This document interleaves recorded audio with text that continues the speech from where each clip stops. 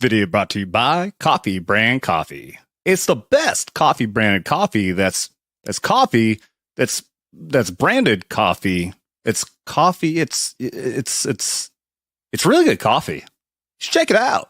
Go to coffeebrandcoffee.com. Use promo code VETS. That's VETS VETS. Get 10% off. Coffee!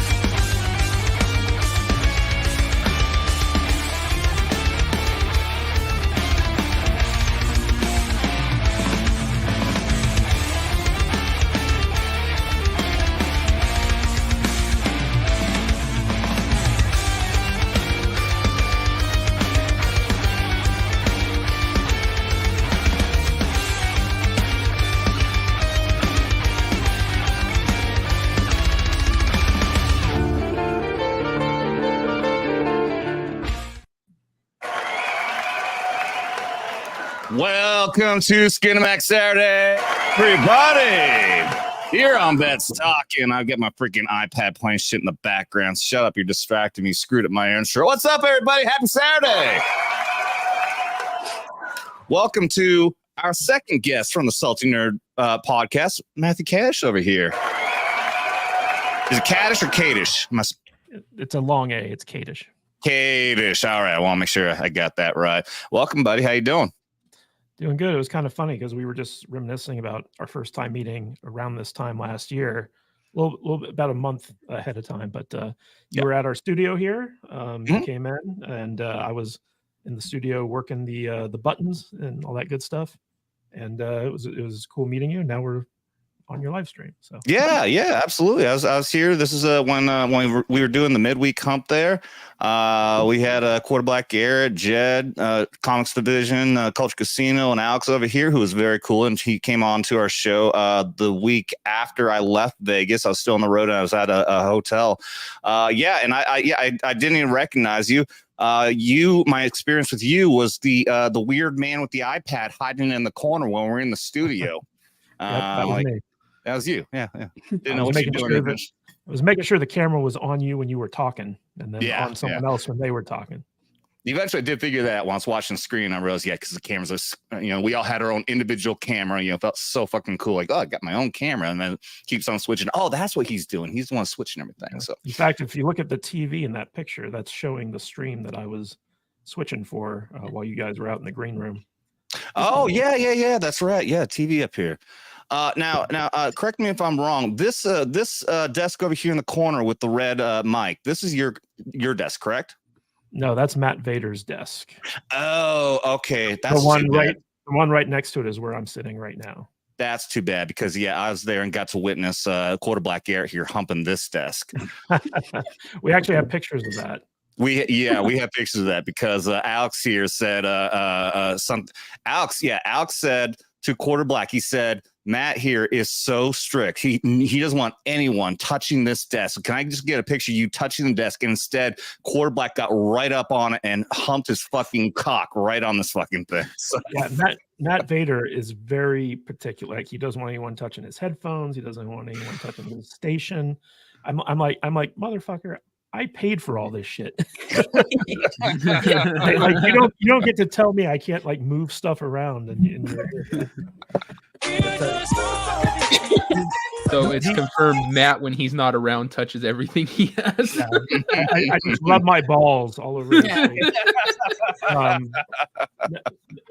It's funny. Like, Matt Vader's the type of guy where so he used to play Dungeons and Dragons, and if anyone touched his dice other than him, he'd throw the dice away. What? Yeah. Oh Wow. He's that anal about his stuff. It's ridiculous. Okay. All right. Yeah, that's a little bit much, but is that part anal or superstition? No, it's OCD type stuff. Right? Yeah. It's like you defiled my dice by touching my dice. I would never say that to a girl. Isn't that like something like people like I was gonna say autism, but or is it like Down syndrome though? Like they get like isn't that character like in a movie like you touched my ball or something like that? What am I thinking? You're thinking of autism. Yeah, that's what I think. So Rain Man, where you can't touch him. Yeah, Rain Man's like you think he might be a little touch in the head. No, I think he's just a crazy person. Honestly, just very we've all had those. Very anal retentive. Actually, I wanted to ask you guys. So I saw that you had an ad for Coffee Brand Coffee in the intro. Yes, sir. Do you know what's going on with the Quartering and Ian Miles Chong on Twitter right now? Oh, they're going at each other. Well, they don't. I know the history of it. I know the backstory. Ian Miles Chong basically called him a pedo, and then Jeremy went like, "I'm going to sue you," and he's getting lawyers involved or something like that. I just kind of caught the tail end of like the feud, so I didn't know what exactly was going on. Well, the original I know started because he used to actually work for the Quartering, and he was like in charge of the manager, I guess, of one of Quartering's projects, and he took a bunch of money from the Quartering and was buying a phone and all these gifts for a girl that he was dating, he thought. And when the Quartering found it out, he's I'm so sorry, dude. Please don't, and so the Quartering said, fine, just go. You don't have to pay back the money. Just get the heck out of here. I don't want to talk from you. So Quartering's always had with him, and every time somebody brings him up, he goes, you don't know who this guy is. He puts on this air of who he is, but that's not who he is, and don't trust it. And so I don't know if that's what triggered Ian, but yeah, he took a video from I guess it was back when he was working for a company doing computer things, and he was talking about that they got a computer in for repair, and some of his guys found CP on the computer, and he was saying, contact the police, call the police, we're going to turn this guy in. And I guess he either clipped it or something and tried to make it look like the Quartering was trying to cover it up. And that's what he was using to claim it. And so the Quartering, said, I'll sue you for liability because you're claiming something that obviously isn't true. And that's so, yeah. Well, I know that Ian Miles Chong, I think the recent thing that he did was, so he's getting paid for like tweeting right now because he's all on Elon's schlong and just, cashing in on all the attention his tweets get. And he started doing basically the SS Sniper Wolf thing where he would take news stories and link them without accrediting where he got it. So it was like he's the one doing the reporting instead of like just linking to a report. And that's all to get those clicks and the monetization for tweets and stuff. Wow. And basically the outlet that he cribbed called him out on it, and he was like, cry more or something like that. And then the Quartering saw that and jumped on him about just being on Elon schlong the entire time. And then Ian responded by calling the Quartering a pedo, and then it just blew up from there. And so like that's what I was kind of following. I was just like, oh, this is a weird look. Between these two. Yeah, they hate each other from way back. Yep. Bad blood there. But yeah, Ian Miles Chung, I have no problem with what he did with the Quartering. That's the Quartering's business. What I have a problem with is that, because I'm old school politic YouTube. Like I was watching Sargon of Akkad and Crowder back when he was in his like basement or garage doing his show.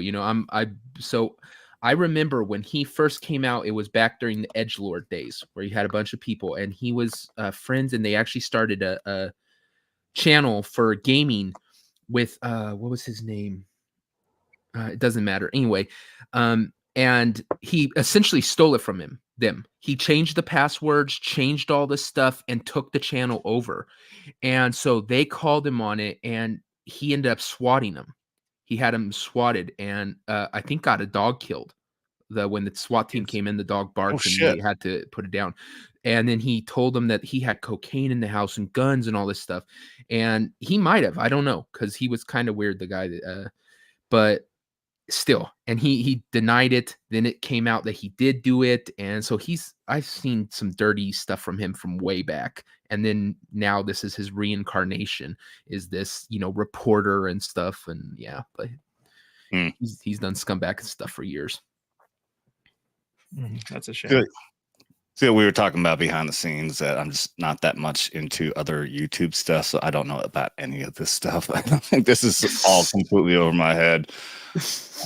I do know how Jeremy the Quartering is, because I pimp out his coffee. This isn't even a YouTube stuff though, Adam. This is Twix stuff. Oh yeah. Yeah. So you're obviously not on Twix. No, I mean, no, I'm not there. No. He has an account. He just doesn't do anything. I just stay out of all the drama. At least I try to, and yet somehow it always finds me anyways. I like to brag. I was a blue check mark before you could buy it. So oh yeah, one of those guys. Yeah, I was you one of and those everyone guys. in Hollywood. Yeah, I honestly, you know, it was funny because I applied for it on a lark, and I was like, "There's no way I'm going to get a blue check mark," and lo and behold, I did. And back in the days when it was like a status thing. Yeah, it was so nice, man, because like I could contact celebrities, like DM them, they'd respond, and we'd be able to interview them and all this stuff. Now everyone can get a blue check mark, and it's just kind of like nobody responds to my DMs anymore. So hey, my DMs are open, brother. Hit me up anytime. Well, and now if you're not a blue check mark and the person isn't following you back, you can't DM them at all now. Yeah. It's very elitist, and I love it because I'm not paying $8 to Twitter. Yeah, so it's I am. At least coming out of the company funds. I'm not paying for it directly. It's horrible for channels. It's horrible for channels like mine, because constantly, like, my friends will be like, "Hey, I have a connection to this guy. I'll ask him if he wants to be on your show." And they'll contact me. "Oh, he said, yeah, he'd love to do it." And I can't send him anything because if he doesn't follow me, you know, and so it's made doing shows a lot harder for me. Well, there are settings in there. This is what I discovered. I think I even put a message out for my Vets Talking accounts. Is there is a setting you can change where people who aren't following you or vice versa can contact you. It is possible. It's just the automatic setting is though. So this was a new change. I guess. No, I'm telling you, it was. Oh, okay. Because I was able to message people fine before, and if they didn't get back to me, that was fine. Like people that weren't set to only messages from followers type of thing. It was actually QBG. He wasn't following me back after the when he came on Skinemax. Mm-hmm. And I had went to message him something, and I was able to, and then literally the next day I wasn't able to. Like, I didn't send him the message or anything. My brother actually tried to message Gary because of something that he needed to send him, that Gary told him to send him, and he's like, does this not work? Because my brother's not really in the Twitter thing. Yeah. Like he barely does anything, and I was like, no, that shouldn't be a problem. Like, it should work. And so I used QBG as the example. I was just like, I just went in there last night. Let me try this. And it was an overnight change, like whatever night that QBG was on. That's why I was saying, I'm telling you that it's a new thing, because I literally in real time, it happened. just like overnight in real time, all of a sudden we can't misgender people anymore on Twitter. Yay. Yeah. Thanks, Elon. You're doing great, buddy. So that is based. They got a ruling in Brazil that they had to do that, otherwise, like, they get fined, and so they have done it temporarily until they can get this Brazil lawsuit sorted out. Elon's Why posted wouldn't about Elon this. just say that? Yeah, like when he replied to Chaya, he said that it's a specific harassment thing. No, he came out and explained. It was like, hey, here's what's happening with the Brazil. I don't think he understood early on what was going on, and so, like, once he found out about it, he tweeted about it. I think he's just come out, make a video and say, hey, Brazil, go fuck yourself. He really should. Yes. But you know, as a YouTube producer, as someone whose job it is to get live streams going, get people on live streams, it's like having a blue check mark on X so that you can talk to other people and message them and stuff like that is invaluable. Like, we get so many of our guests off of Twitter, because a lot of YouTubers, like, they'll have like an email account that you can contact them on their YouTube channel, but they never check it. And so but if you see that they're active on Twitter and you go on there and you're like, hey, do you want to come on our show? Like it's really good for that purpose. And that's why we do it. So yeah. We're just not there yet for Ballbusters, I'll say. Yeah. I got an email address, but I don't check it because I have to sit down. I have to actually open it. I have to find your tweet and stuff or your message. Twitter's just so much easier for communication when you're dealing with stuff like that. When you're trying to put a schedule together or when you're trying to do that stuff, I would hate to have to use email. Just yeah. Oh, yeah. It does make sense. Is working on getting me fucking drunk really early here. I think we got to move on, guys. Devil, I'm going to count that as your intro, okay? Okay. Unless you want to just say hi. Hi. I'll take it. Hi, Gal. Green here, anti-liberal. We call her Gal, Marine Corps veteran. Oorah. Oorah. Hi, everybody. Let's get the show rolling. All right, cool. I like it. Let's get this show on the road. Starting off right with the first of two $20 super chats from Venom Blade, our Cap Scout, for $20. Says, it has begun. Yes, it has. It has begun. And with that, for the very first time, you get to watch Gal beat up Dermy there. Matt? Hey, help me, please. Holy. Oh! Oh! Yeah, that's right. You got him. You got him. Enough. Are you okay? Yes, okay, yes. I'll be right back. Hey, No. come here. I think he's out enough. Thank you, Venom Blade. I saw that multiple times last night, actually. So Oh, you're going to see a lot of abuse on Dermy here. Yeah, all Dermy's little clips for drinking are other people's embarrassment. With Adam, he wanted every one of us beating up Dermy somehow, so it's all Dermy abuse here. I did not request that. Devil, that was your call. I did not ask that. It was just you. You just made it on your own will. All right? Don't you go passing that blame on to me, although I did approve of it. So before we move on to the next one and talk to the rest of the chat, Matt, I would like to ask you, you already did bring up, we did meet in my memory. I completely fucking forgot, but she gave me some very kind words after we did Comics Division show, and I greatly appreciate that. You guys have an amazing setup there in Vegas, a podcasting studio. Right there, you're in what we call it the green room, but obviously it's also your individual stations where you guys can individually stream from.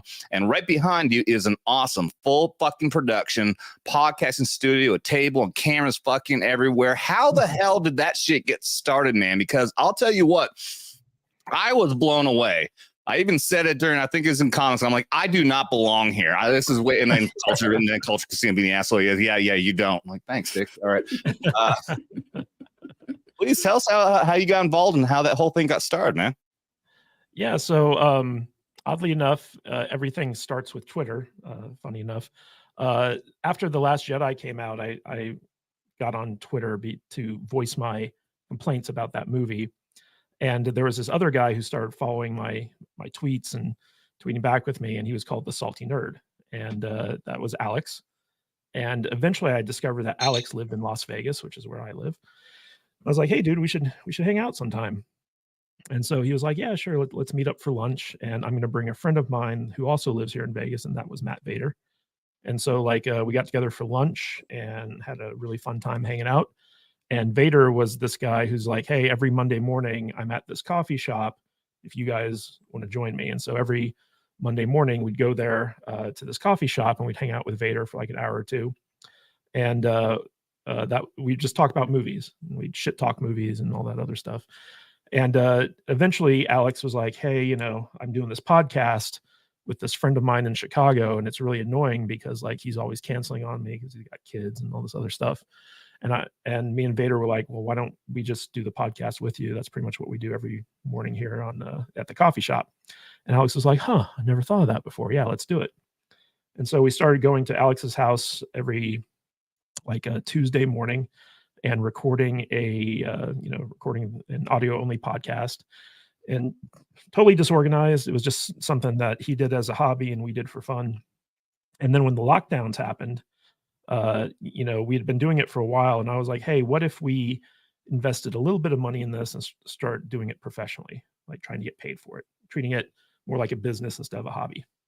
And everyone was like, get the fuck out of here. That's never going to work. And I was like, well, here's a business plan. I wrote up a 20-page business plan. Everyone looked at it and they're like, we're not reading that. We'll just agree with you. And I was like, that would be me. That would be me. and so we pulled together a little bit of money to get some quality audio equipment. And I turned my dining room into a podcast studio. And so we got together and we were audio only at first. We were just recording audio. And then eventually the goal was to get on YouTube. But when you have a show that has 4 hosts on it, you need a 5-camera setup. And at that time, getting 5 4K cameras or whatever the case might be was going to cost us like close to $10,000, right? To get all the video equipment. And we were like, we're not willing to invest that much just to be on YouTube. But for that year that we were audio only, like we were booking like filmmakers to come on and interview with us, and we were having a really good time with it. But I was continuing to research, okay, how do we get on YouTube? And eventually I came up with a system where we used pay-as-you-go smartphones for our cameras. So these were like $60 HD cameras, essentially. And I didn't have to buy like a cell phone plan to use them. So we spent like, a couple $100 on these cameras and got a 5-camera setup that was held together by dental floss and bubble gum. But for like an entire year, we had this like, 5-camera system with like high quality audio. And just kind of got our feet under ourselves. We pissed off the director of Indiana Jones 5, and he kind of got us monetized by railing against us for a while. And then eventually we were like, we'd really like to have a professional. And we found some investors who were like, kind of, hey, Matt, your audio all of a sudden just went really wonky. We're kind of losing you a little bit there. Yeah. And it was really funny because it was right when you said that like you had this high quality audio. Yeah. That your mic's It dropped off. am I any better now? You're better now, yes. All right. Well, it wasn't this audio. It was a different audio setup. We're But still able to hear everything you're saying, but I want to stop before it got much worse. So okay. Yeah, just give me a heads up. I don't know what's going on with we have a windstorm going on here in Vegas, so it might be affecting the internet or something like that. But so we were like, hey, we want to do a professional like studio setup, and we found some investors who were kind of shady. But they were like, we don't want to invest in a media company, which is what we were kind of pitching it as. They were like, we will invest in a brick and mortar company where, if you guys have a studio that you can rent out to other people, then that makes sense to us from an investment standpoint. And so I spent like 6 months putting together like a business plan for like an actual studio. And I kept meeting with these guys, and they kept getting shadier and shadier, where they were like, they were real estate guys. And so they were talking about financing it through like real estate tactics, which is basically where you like take out a loan from a bank and then like you borrow against that loan, and like you just keep going into debt. And I was like, I'm not really comfortable with that. But after I finished the business plan, I kind of sat down with the guys and I was like, hey, I think we can do this for this amount of money. Would you guys be willing to, invest in this with me? And so all of us kind of pooled our money together, and we we found a place and bought all this equipment and got everything set up. And so now we are a fully fledged podcasting / YouTube studio. And this year, during the Nerdrotic meetup, we're just inviting all the YouTubers who are in town to come in. We're not charging them or anything. You can just come in and use the studio as long as we have, time on the schedule for you guys. You can come in and use it as you need. So that include me? Yeah, sure. All right. Yes. If the time slot's okay. It's first come, first serve, though. We've already got Nerdrotic and Geeks and Gamers taking up a lot of studio time. So I'm not gonna lie. I thought about trying to hit you guys up, but I assumed that I assumed it was gonna cost. I'm like, I'm already gonna spend all my money just on a trip alone. I didn't think I was gonna be able to afford it, so I didn't even think to ask. Well, yeah, I mean, like for that reason, like we're basically saying that, hey, hey, buddy, guess who just came in? Is that Alex? Yep, that's Alex. Come on over. What's say hi. up? Say hi to Adam. What's up, dude? Sorry, I didn't know you guys were live. My bad. You No fucking worries. asshole. Yeah, but because we know that a lot of people are spending money to come to Vegas and go to the meetup and stuff like that, we were like, hey, if you're a YouTuber here for the meetup, like just let us know if you need to use our facilities, and we won't charge you for it or anything. Just as long as you give us a shout out while you're doing your show. Oh, fuck yeah. Yeah, dude, awesome. Yeah, I saw you. I saw you followed me on Twitter, so I'll send you a message, absolutely, so we can set something up. Yeah, Dermy already hit me up for that, so he's got a guaranteed spot while he's out here. Yeah, well, that's no surprise. He's a little bitch. But yeah, it's great that yeah. I'm a shit talker, man. What do you expect? No, that's awesome, dude. Yeah, that is really cool. I had so many people talk to me about trying to see if I could set something like that up here in Missouri, and I'm like, I know I couldn't do it like the Ozarks. I'm in the middle of fucking nowhere, but something like St. Louis would be cool. So yeah, if I ever get people motivated and want to do something like that, I'll have to talk to you guys and get some ideas on how to start something like that up. That'd be amazing. It's all about the equipment, man. It's all about the equipment. Yeah. Well, I mean that's been my whole thing. Is once I started making money here, I replaced fucking everything. I haven't made profit on anything yet. I replaced everything for top of the line camera, microphone. Obviously arcade game. That's a necessity. But yeah, no, it's been a great journey though. Upgrading and getting everything up to par here, and just same thing like you guys are doing. Just you guys just did a much bigger fucking scale, and that's epic, dude. I look forward to possibly getting to some point like that in the future, and it just means I'm going to have to keep on pimping my liver out, and for that we'll also get another $20 from Venom Blade. Let's get Adam fucked up tonight. Yes, all right, thank you so much. I love it that you guys want to abuse me and my liver so much, man. You guys are so great. Let's see, what are we gonna do next? Okay, because there's never any real guarantees, that we made a deal with Dermy and Devil that there's this video that no one wants to see. I said, okay, we still got to play it. Can we at least play it whenever someone new comes on? And that's the agreement. We can only play when someone new is here. So Gal's probably happy she left, but you do get to watch Dermy dance for $20.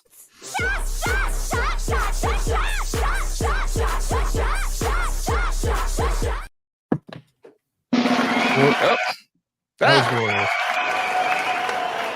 To clarify, I'm still here. I just needed to shut my camera off for a second. You could have adjusted your song on camera. We wouldn't have complained. Shut up.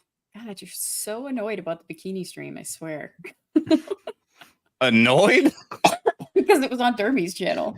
Jealous. No, you came out with your hot booty shorts and made me the same amount of money. I did make up for that. I guess I did make up that way. Yeah.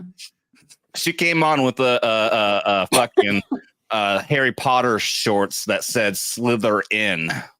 I need to get my wife some of those. It was that Anime Matsuri Dermy. He's my gay best friend, and so therefore we were shopping together, and he wanted to get booty shorts, so we bought booty shorts together. Yeah, wasn't my greatest. And you wonder why we tease him. Yeah, it was a lot more fun before he actually came out and admitted that he actually really is gay, though. Well, he's bi. I don't care. I still call it gay. Don't you fucking correct me. Gay, so. And I'll take that because I know I'm not. I'm secure in my sexuality. Okay, fuckers. All right, let's get through and say hi to more of this chat. My God. I have 3 days left until I can get rid of this fucking Invisalign, guys. The day is coming. I can finally get rid of this. I'm going to be rid of this fucking lispy fucking sounding shit that I hear all the fucking time. 3 more days, guys. I can't fucking wait. 3 fucking None of years. us hear it. I know nobody hears it, but I hear it. I know. Anyways, all right, let's get all the way back. Venom Blade did pop in very much at first. Thank you for being here, man. Tracy K. Hey, Tracy, how are you doing? Let's see. Is everyone talking before we start the show? Kendon Bronner. Hey, everyone. One of our newer viewers. Welcome, Kendon. Vatlaw. Gary and Ruben. Gary Beekler for being gay, and Ruben, what's his face, the gay Gotcha. conservative. Yeah, okay. Yeah. Clever, I'm like, clever Ruben. there, Bat. I was Clever. thinking Ruben Christopher Haynes, and then I was looking at it like it's spelled wrong. I'm like, oh, Dave Rubin. Yeah, it's gotta be. Yeah, I can't remember his. Ruben. It doesn't matter. Dave Rubin. Dave Rubin. That's it. Yeah. Very gay man. Very. he really plays Hob well. I didn't know any better. It's funny because he's one of those Hollywood liberals who got like red pilled, and now he's like all conservative, right leaning type stuff. So yeah. Amazing story. He is the real walk away movement, the poster child for walk away movement, pretty much. Yeah, he was Young Turks. He was on the Young Turks, and he was. He was one of their originals with Chank and Anna, and he started saying, look, can we use some common sense here? And that wasn't going to fly with Chank and Anna, so finally. And now Anna is saying things that their audience is, because I'm pretty sure it's like the what is a woman type of things. Like she's kind of sick of. Is Chank even on the show still? It's funny, he's on and off because he's trying to run a campaign, or he was trying to run a campaign, and all these different things. So yeah, he comes in every once in a while, but mostly it's like Anna running in now, and I think like they have like guest hosts and stuff, but still the same old bullshit though. And Anna was pretty. Oh, go ahead. I was gonna say what's funny about Chank is if you follow his Twitter feed, he does nothing but bitch about how crappy Los Angeles is, and we were like, dude, you voted for everything that made that city crappy. Like you advocated for that, you know? Yeah. So, but they can never see it. They can never see that it's their politicians, the people they're voting for, that's causing that to happen, because they're so warped in their fucking minds. They believe that us Republicans are fucking worse. With no evidence, though. The funniest thing, at least we're not Republican. The funniest thing is to listen to our vice president, and what do you call it, press secretary, try to blame the border crisis on the Republicans. Yeah, no. Yeah. Like even the lowest information voter knows it's like, dude, like this is all your fault. Yeah. Yep. Like the other day when Trump and Biden were at the border at the same time, Trump is saying here, laying out all the facts as to what Biden has done to destroy this country and destroy our borders, while Biden's over there saying, Trump, just work with us, man. Just come work with us. We've got a bill. You can come with your bill is shit and it's not going to do a fucking thing.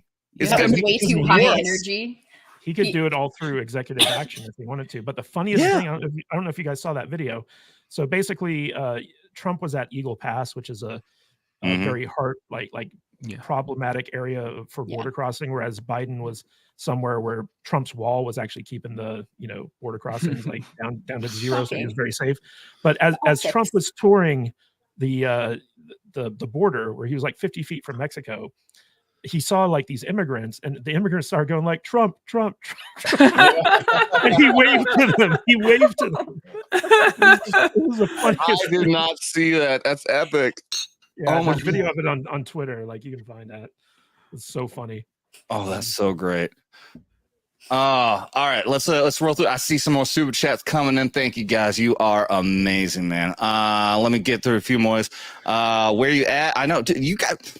I know y'all fucking military, especially you blue corps, fucking hardcore infantry. We don't have to be 15 minutes early to 15 minutes early here in YouTube, okay? Yeah, we're civvies now. Okay. Right. I got no first. I'm going to come down on my ass for being late, except for you guys. But I appreciate and love all you, even with the harassment. I approve of all of it. I'm yelling at my fucking audience. Ken, we said hi. They're used to that. Hey. I know. It's a love-hate relationship, and we throw it back and forth. Yeah. Every once in a while, Adam's old man triggers, and he starts yelling, "Get off my lawn!" You damn kids! Your damn TikToks. Aye, says TX. What's up, man? Mad Cheesemo. What's Gucci, my ninja? Fucking hop in here, dude. Yeah. Okay, he's gonna hop in when he's done. Gembone over on the Rumble sets. Right, everybody watching on Rumble, I can highlight your chats now, guys. I see a few people over there. I got 15 people watching on Rumble. What's up, y'all?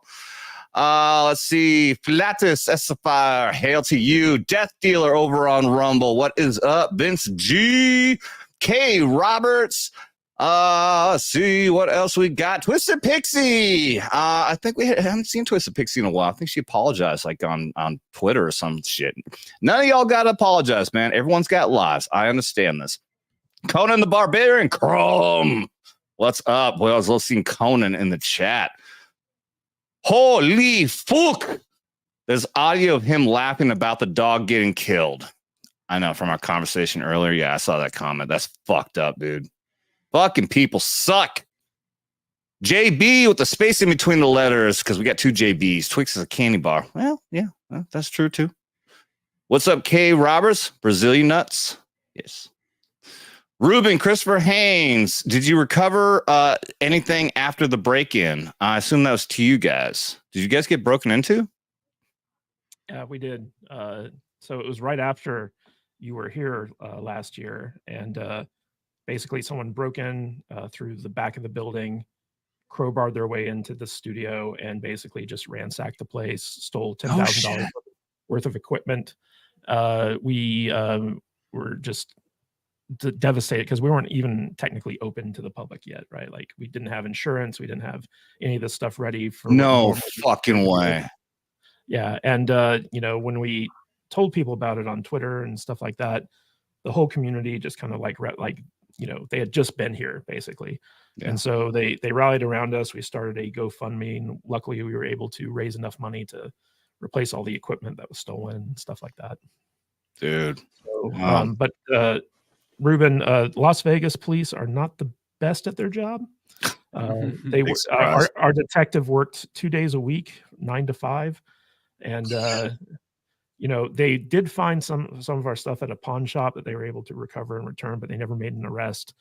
They never answered our emails or phone calls or anything like that. So we don't know what happened with the investigation. It was a very it was a frustrating experience, to say the least. Well, I would say if you were somewhere like San Francisco or DC, they'll probably just look at your YouTube content and say, yeah, we're not investigating these motherfuckers. But Vegas is pretty based.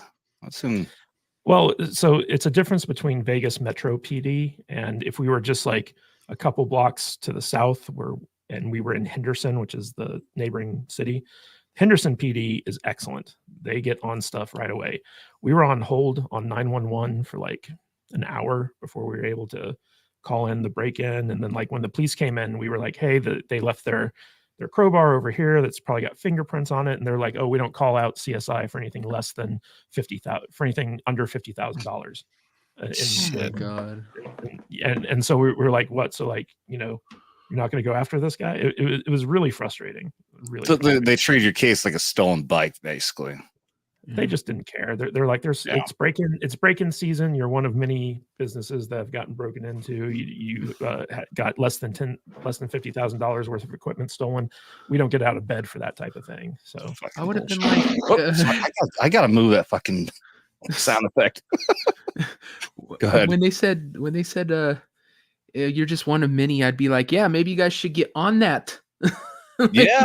If it's a constant thing, deal with it. Ever heard of the New York broken windows policy? It kind of worked over there. So there's a narrow point in time between winter and summer where like the weather in Vegas is actually really nice. And when that happens, burglaries go up because it's just, like they're not sweating their balls off and they're not freezing. So basically the police call it break-in season. And when that happens, like you got so many degenerates here in Vegas that like, they're just breaking in places left and right during that period of time. And we were just one of the unlucky ones, but we've upgraded all of our security, and we like to joke that we're the most secure podcast studio in Las Vegas right now. I thought your security was pretty damn good when I was there, but I just like how you guys gonna give me a fucking anal check when I come in there. Yeah, we'll get the latex gloves out. Hopefully, no one's got an allergy. Yeah, I just love how the criminals in Las Vegas are like Mary Poppins. It's like, oh, the wind's changed. Oh shit. Everyone lock your doors. Well, I'm sad. I'm sorry to hear that, man. That sucks, but I'm glad the community wrapped their arms around you and helped you out. And everyone was so great and supportive, and like we couldn't believe the outpouring of support, because when we posted about it, we were just like, we just want to update everyone with what happened, and we were like we don't know like how we're gonna find the money because we spend all our money on this stuff. And to have everyone say like, hey, start a GoFundMe, I want to donate to support you, and then we were able to raise just enough to cover everything that got stolen or broken or whatever. We were like so grateful. That's awesome. It was a good thing. Yeah. Fuck yeah. Everyone, I mean, very, very similar communities in this YouTube circle, man, and everyone is so fucking amazing. I love this community so fucking much, man. That's awesome. I've learned to not always want to slap Adam when he's not in the know about things, but even just moments ago when he didn't know, I was like, God dang it, Adam! But he's not on Twitter. See what I was saying, Matt?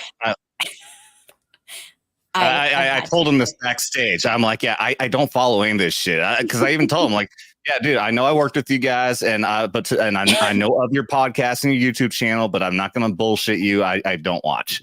Yeah, Adam, it happened like a week after you were here, dude. Yep, that's crazy. And I feel like that was another reason, like, why the community was just so motivated, because everybody was pretty pissed because it was interesting timing. A lot of us felt. Yeah. So yeah, kind of sus. We had a few suspects that we thought might have like done it, and we told the police, and the police were just like, oh, thanks. And then like when we tried following up, they were just like, oh, we can't talk about it. And it was like, okay. We're the victim. Well, at least I have video evidence. I was not in the area at the time. You can cross me out the list. Oh, dude. Yeah. Well, let's hope things go better after this next trip. You don't get any issues there. But well, if it happens again, we'll know who to blame. Yeah. Well, I hope you don't mean me.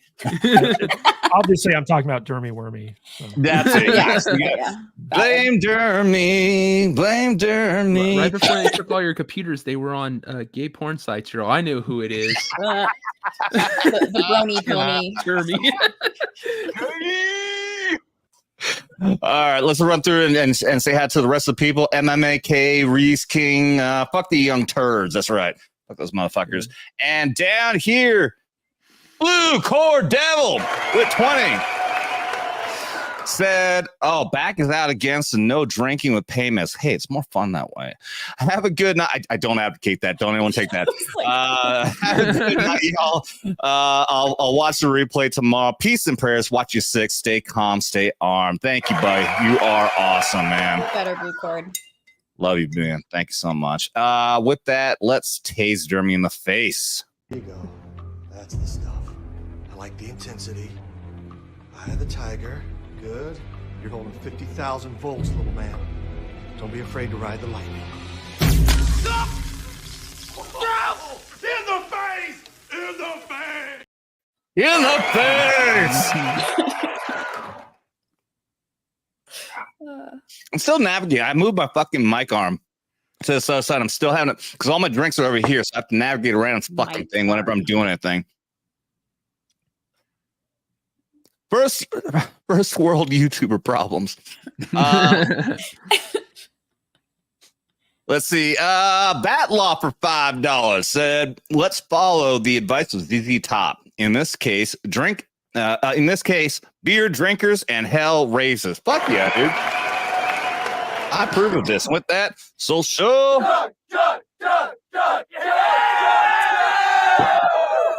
Much appreciated. Oh, we never even did explain our rules. I don't think we have any new people in here anyways, but just for the fuck of it, since I'm going to pour a drink while I'm doing so. Our drinking game rules are, and this does apply to everyone, fans and audience members can play along. Any single super chat, do social. $20 or more, we do shots. And those are always greatly appreciated. And I know all of you degenerate fucks love seeing me get fucked up. So it's a fun game. And the reason I bring that up is because I had to pour another shot, because right after that was Dom H with 10 gifted memberships. That's $50, y'all. Much appreciated. And with that, I'm going to honor properly and do 2 separate shots. By the way, I don't fuck around. I do half shots. After my first time getting blackout drunk, I had to change my ways. But I will properly honor both of the $20 here and do 2 separate shots for you there, Dom.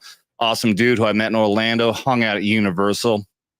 And with that, let's take that shot. Okay. Oh, we got the Jimmy. He We was got in the his nice bag Jimmy here. between the legs. Here we has go. the pull up, shut down, smack down. This is no video. Thank you, Dom. Even though with basketball, I think you'd be rooting for, God dang, who's a fucking New York basketball team? Who cares?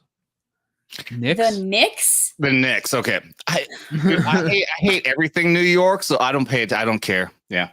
Plus, I don't follow basketball either. You hurt my head. There's nothing in there to hurt you, fucking jarhead. Don't lie. No reaction at all. Okay, was that just too harsh? Oh no, it's just a calculating reaction. Just figuring out what memer is in my back pocket. Not that you're on Twitter enough to make it satisfying. See, Dom, Matt, I was not too worried. I know you said you could only hang around for an hour, and you were like, "Yeah, what topic should we talk about first before Dune?" Because you don't want to do spoilers because you haven't seen it yet. I'm like, I don't think there's any concern for that, dude. This show is gonna. We never get to a first topic until about an hour in on this fucking show. Well, here's a producing tip for you. Whatever story you're talking about on your thumbnail, wait for the first hour before you get to it so that YouTube has enough time to push out your stuff to get you the maximum amount of viewers before you go into like the main topic. I have picked up on that yeah, there's an amount of time where the viewership will always jump up, and that peak viewership, I absolutely understand that 100%, which is why it works so damn well that our intros and all of our other bullshit takes so damn long that we're at our peak viewership by the time we can finally talk about our first topic. So it works. It's not my method. It's just what fell into my lap. Speaking of what falling into the lap, that's a weird segue, but let's mushroom stamp Dermy.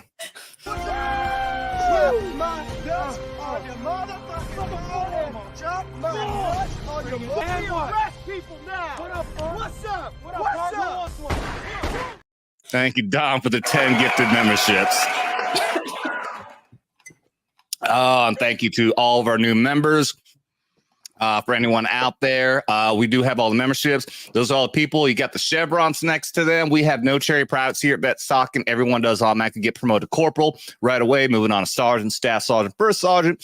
And after a year, I think we're getting pretty close. Jeremy's going to become our very first captain here. So please, very welcome and thankful to all the members out there. If you want to join, you'll be greatly appreciated. You can start off with the Simple Jack level Tropic Thunder, or you went full retard, of which when I finally get around t-shirts 2 consecutive months, and you will get a free t-shirt. You never go full retard. Never go full retard. Man. You never go full retard, but it's funny. Better benefit here. At ranking, all of your audience outranks you. Where you were. That's right. What's up over on Rumble to the Pleeps? In the same fashion, Trump is selling gold sneakers. Kamala is going to sell golden knee pads. I showed that meme. That was a good one. It was a good one. Yeah. Well done. Well done. I like it. See, I think we got pretty much everyone here. Andy Pickle popped in. What's up, Andy? Hey, Andy. What's up? And that is it. Thank you, everyone here in the chat. Let's move on and talk about Dune for 10 minutes before Matt has to leave. I can talk about Dune Part 1 if you want to. Well, okay. Well, here's okay, guys. Don't worry, no spoilers right now. We're just going to talk a little bit about what we liked and didn't like. Me and Gal here, we both saw it. And then after Matt here leaves, I'm going to put the sign up. We'll still talk probably no spoilers for a little bit more, and then eventually we will get into spoilers. I'll put a banner down. If you guys don't want to see it, then dip out and then come back. Make sure you come back. If you still see the spoiler thing, then click back out. See, don't dip out, just mute. That too, you can just mute unless you read lips. Before you guys get into Dune Part 2, sure. Have any of you seen the David Lynch Dune from 1984? The reason I love this movie so much is because I was a huge fan of that as a kid. Not only did I love the movie, we had a freaking board game in my family. If you've ever seen the Dune board game, it's fucking weird. I played the shit. I love that movie. That was great. I used to play the Dune video game. Never played the video game. It was a lot of fun. It was really good. It was my first introduction to Dune, and then I found the David Lynch movie on the Sci-Fi Channel. I think I watched like the 6-hour version of it, something like that. Yeah. Okay. So that's the weirdest damn thing. I remember when I was younger watching on something like USA or whatever, there was an extended version where in the beginning of the movie, they even show you the pages of the book and give you all the breakdown of the story, talking about the AI war and everything, the reason why they don't use computers. And then I couldn't find it anywhere. I'm like, was this a figment of my fucking imagination? Yeah, I watched it. I know it exists, but it's hard to find. It is impossible to find. Have you guys seen Jodorowsky's Dune? That documentary about the guy who almost made the first Dune movie, like the one where they show the sketch art and it's like super colorful ships and everything. Yeah.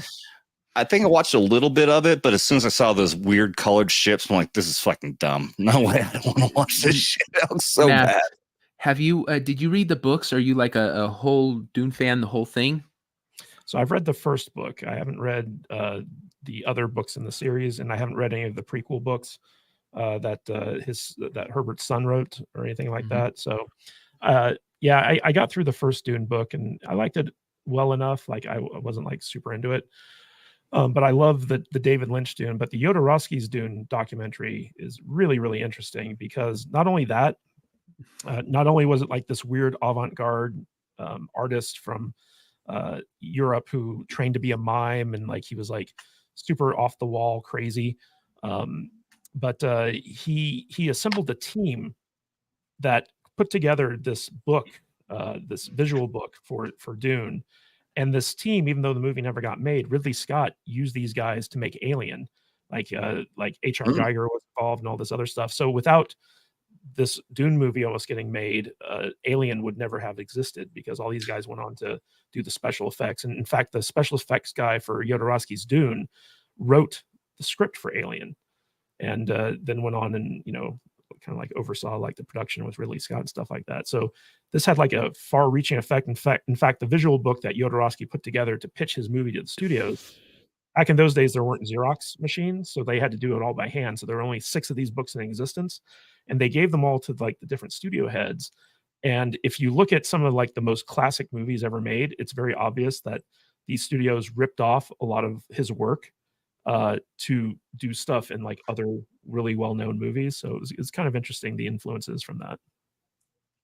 So I'm actually a complete normie to everything Dune.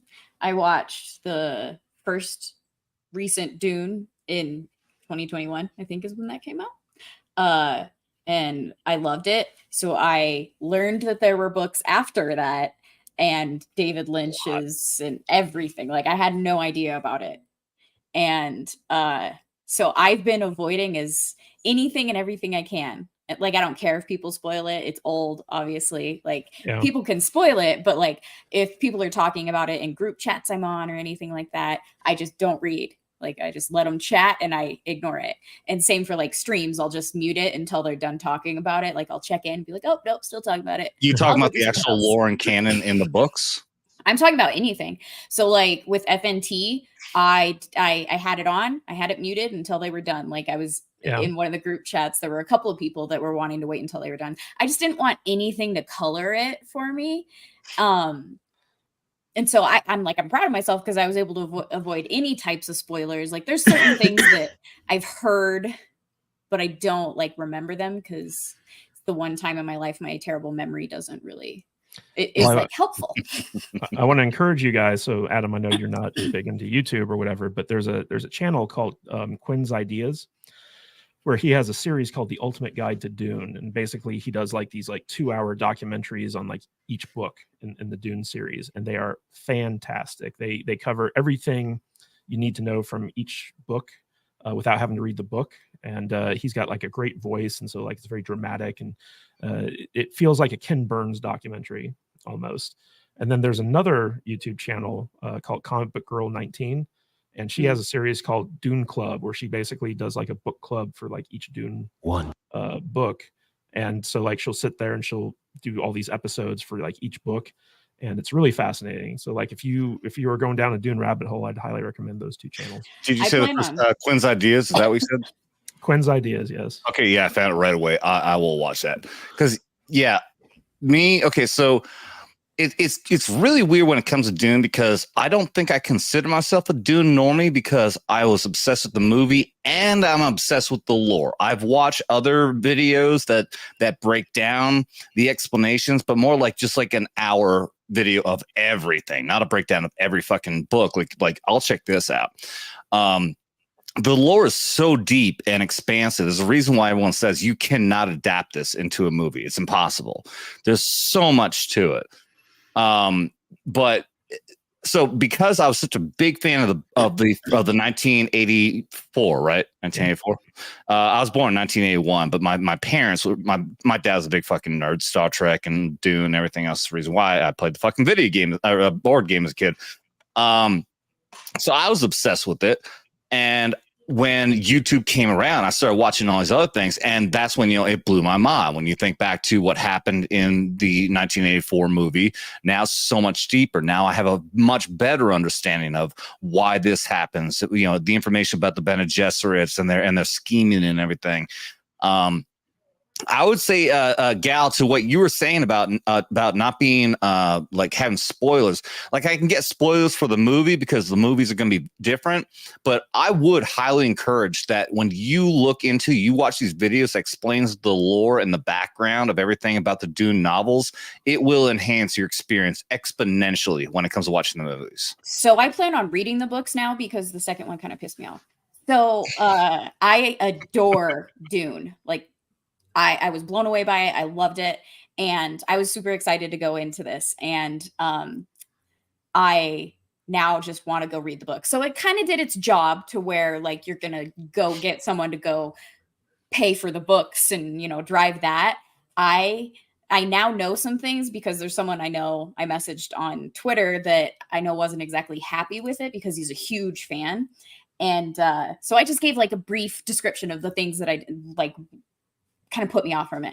I don't hate the movie, but he then told me a couple of things and I was like, oh my God, why didn't they do this in the movie?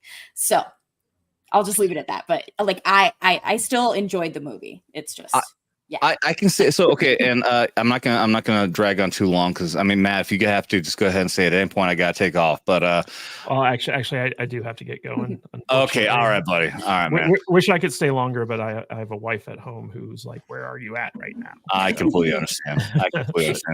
And tell that little dickhead behind you just flip over and come over and talk to us. How about that? I think he's busy as well. Yeah. But, I know. I can see that's some pretty dirty porn he's looking at. I understand. Dermy Wermy porn.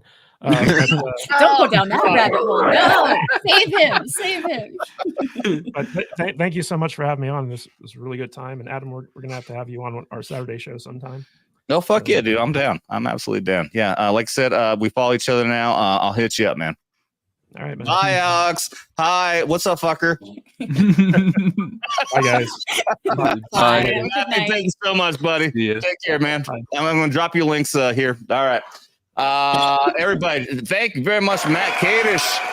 I will drop the links again. Do check out, if you haven't already, the Salty Nerd podcast. Let me see if I got the right link there. There we go. I'm dropping it in the chat right now. I'm going to drop it again over here for both Rumble and YouTube. Awesome fucking dudes, man. We got to get Alex back on again, too. He was a lot of fun. I can't believe, like, yeah, what happened was I left. I even remember this specifically because I left Vegas and I was at the Hoover Dam. And y'all were fucking texting me, or at least y'all were trying to text me and saying, hey, are we doing the fucking show tonight or not? I was really at the Hoover Dam. I had no cell coverage whatsoever. And I was on my way to a liquor store to head back to my hotel room to pick up a bottle of liquor so we could do the show. And then everyone, like, I got a flood of messages like, yes, we're going to fucking do this. And in like 20 minutes, I set up everything, my fucking laptop and everything. And I had everything, I had my shot glasses all ready. I'm like, okay, let's do this. And Alex was gracious enough to come off of that show as well. I like how you said y'all were texting you. I wasn't here. We didn't know each other then. Oh, that's right. Yeah. Well, I mean, well, you know, I know yeah, what you meant, the but whole I group had to here. tease you a little. Yeah, I forget. You've been like such a staple of the fucking show It's now. weird. I feel like you've been here this entire time. Yeah. I looked back May 27th. That was when I first came on. May. Yeah. I remember seeing Green that when we were in Vegas. I saw her. She didn't see me. Well, Well- I didn't know who you were. I didn't Same know with who you him. were. I'm so But sorry. I still saw you. What's hilarious, Adam? So I went back to the stream with Ryan Kinnell, and you remembered seeing me there on that stream. So I find it hilarious that you forgot. He forgets everything. When you streamed So with Ryan Kinnell on this show? When you streamed with Ryan after Vegas, Oh yeah. he's basically the reason that I'm even streaming at all, because I was in the chat. He had told me about you guys, that he was going to be streaming with you guys. I didn't know about Vets Talking, and I was in the chat. Devil, did I not tell this story like multiple times? I've already told this story. I did not forget. I've told this story. There's a reason why you're here. No. I'm getting to. So you I'm sorry. recently you found the photo Oh, of my brother and me, like in your background, like the selfie type of thing that you did. yeah. You had forgotten that you saw me at the meetup. Well, That's what I was talking about. Well, no, because I've even told, like I've said also that even at Chrissy Mayer's fucking show that she was talking about you, and she said the person in green hair. I'm like, yeah, I know that. That's that green hair girl I saw walking around, but I didn't know who you were. I didn't know that you were green haired anti-liberal. That's true. And but so, right. Okay. So, like, you had whatever. This is gone on way too long. I'm not explaining this anymore. Which part am I forgetting? No, I'm not explaining it anymore, because for the longest time, in recent times, after you discovered that photo, you had said that you had completely forgot, like, that you didn't know that we had met, like, seen each other at the meetup. Oh yeah, no. Well, I said that I remember seeing this green hair girl around because I thought like same thing like everyone thinks, like, oh, well, that might be a liberal because we all think the purple haired psychos. But I saw you, and I remember seeing you at the Chrissy Mayer and talking about Chrissy Mayer's, but I didn't put it together. You were a green haired anti-liberal who pops into the chat all the damn time on FNT and whatnot. Okay, I'm just saying that you. When Kinnell came on the stream, when Kinnell came on the stream, you put 2 and 2 together back then. And then after that, like months down the road after I'd been streaming with y'all, you find the like photo basically in the live stream, and then you screen captured it and sent it to me. You had said, and then you said on live streams after that point, that you had no idea that you had seen me that night. I didn't know I had you on camera. Okay.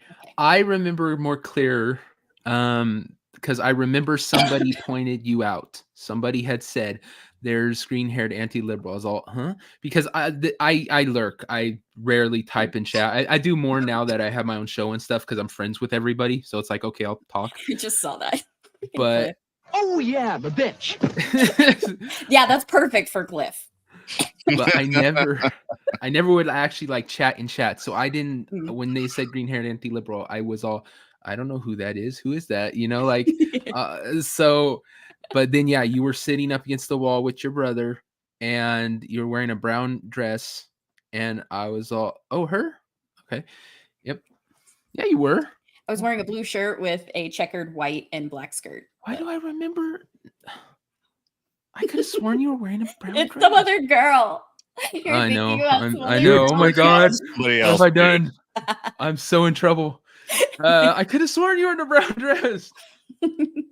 I had like, okay, it was just in my dreams. I specifically remember because I love that skirt. It's like my nerdy skirt because it's like a suspender looking thing. It's Well, if he was stalking, he would have had the information better. I think he was. No, he was just the wrong girl. Stalking her. No, I just right. remember. Yeah, so let's talk. Okay, so let's talk about this. We don't gotta go into spoil. We're not gonna go into spoilers right now. But I do want to talk. We'll talk at least me and Tiff here. We'll talk a little bit about what we like and don't like. Apparently, I'll talk a lot about what I like, and she'll talk about a lot what she don't like. And then maybe we'll get into some spoilers if we feel it necessary. But we will give you a heads up. I promise. Don't dip out right now just because. Don't dip out at all. Just mute. Just mute. But yeah. Okay, so like I was saying, huge fan of the 1984 movie. Here's why I'm going to give the reasons, especially because of that, why I liked this one even better than the first Dune movie, the newer, the 2021.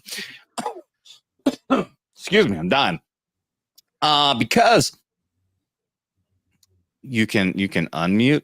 Yeah, this is true, JB. Yeah, you can actually listen to us. There's that possibility. that is a feature. I mean, you do you. If you're not, you to do what you want to do, doing. bro. But yeah, if you hit that little button right there, then you can actually hear what we're saying. Thank you for just wanting to see us fucking flip around and act like drunken assholes, though.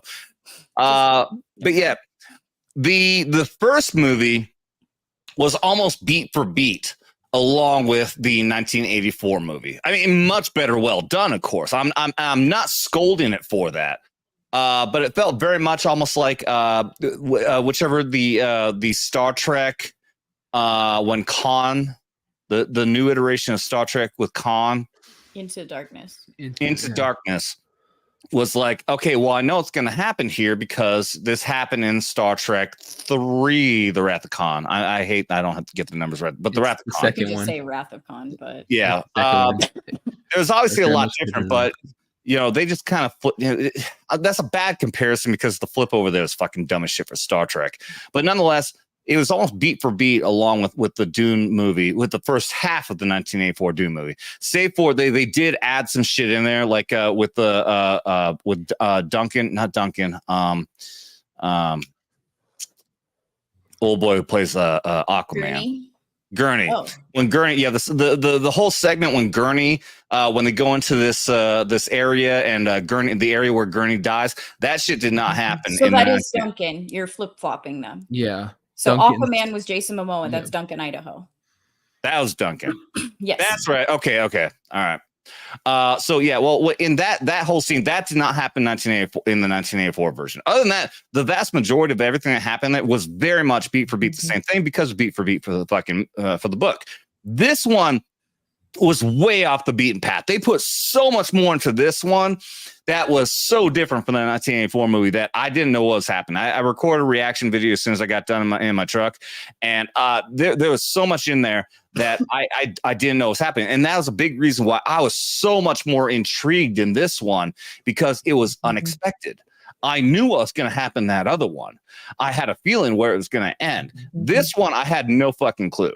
Is it a perfect movie? No. But I can say, at least as somebody who is a book normie, haven't read the books, but a big fan of the fucking 1984 movie, this movie is fucking great. This movie is great because it added so much more context that we did not get in 1984. It added so much more information and so much more in depth. That being said, there was a lot that he left out that left it very lacking. And that being especially at the end, the ending of the movie. Again, I'm not knocking this. I'm not saying don't watch it. Still watch it. Just have a little lesser expectation for the end of the movie is the biggest thing. But nonetheless, I give this movie a 9 out of 10. This movie is so fucking good. I know you're gonna fucking laugh at me for that. I don't care. I didn't mean to. Like it wasn't laughing. It was involuntary. IMDb has a 9. I said that in my reaction immediately after I got out of there and went to IMDb, and that is rated at thousands at a 9 out of 10. It's a great fucking movie. Go ahead and laugh all you want and give your explanation as to why you think that it's not a 9 out of 10. So it wasn't a laugh. It was a release of air. Like. Yeah, typically it's called a laugh. Yeah. So it's a queef. No. Oh. You can get nut punch. I enjoyed the movie, I think. Like, I'm still on the fence. Like, when I first got out of the theater, I was very much, I don't know what to think of this movie, and it's because of the final act. Alkball's finger agrees with me. I don't care. Sorry, I love you, ABF, but I don't give a shit. You better watch that. That dude never misses. The third act is what like kills it for me. So overall, the visuals are beautiful. Like, I was very impressed with them. I'm sure you've heard that. And then Timothée Chalamet, Austin Butler, phenomenal performances. I was not as hyped for Javier Bardem. Like, I enjoyed his parts, but like a lot of people are hyped. Like, he carried the movie and which one? See stuff like that. Stilgar. Oh yeah, I loved him more in the first movie because he was so tough and so badass. But here, yeah, he kind of got bitched down a little bit, quite a bit in this one. He had a lot of jokes and like points where he was supposed to, like, it was supposed to be funny, which is fine. They weren't as funny as we were led to believe by other people that enjoyed his performance more than I did. Because I have like heard some murmurings and stuff. But like Zendaya's performance kills this for me. And that was going to be okay. So after Zendaya, I will be talking about this. You probably won't agree with my overall. No, we'll listen. Oh no! We'll listen. I'm talking about that. I mean, I'll still hate you for all of your fucking opinion, but you go ahead. Zendaya. There's no chemistry between her and Timothée Chalamet, and it's not Timothy's fault. He carries what chemistry they do have. Like, you can tell that like he has feelings for her, like in the first one, and it carries over into this one, and she is almost just like a brick whenever it's supposed to be a loving scene, and it would take me out of it completely. Yeah. And then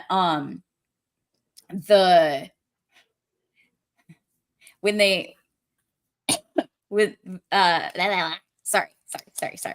The first spice harvesting scene where they're carefully didn't give spoilers. I know. There's some strategic stuff that pisses me off, and it completely took me out of it. That took place of why. So yeah, I we'll know talk about it. I know what scene you mean. Yeah. So after like the Zendaya stuff, yes, Cliff. I didn't really think that she was girl bossing until things happened after the movie, and I was talking with someone else about it and understood where he was coming from, because it like really annoyed me. But so like overall, her character was fine to me. It was the third act that it was very like her character just flip-flopped, and I didn't like it. So that kind of left a bad taste in my mouth. The pacing in the third act is atrocious.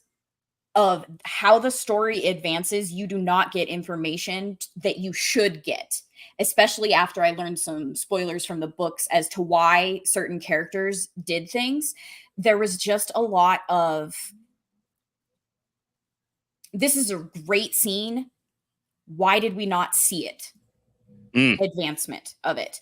And I want to see a director's cut of this film to see if there were certain things that were taken out of it. From what I hear, Denis Villeneuve does not do that.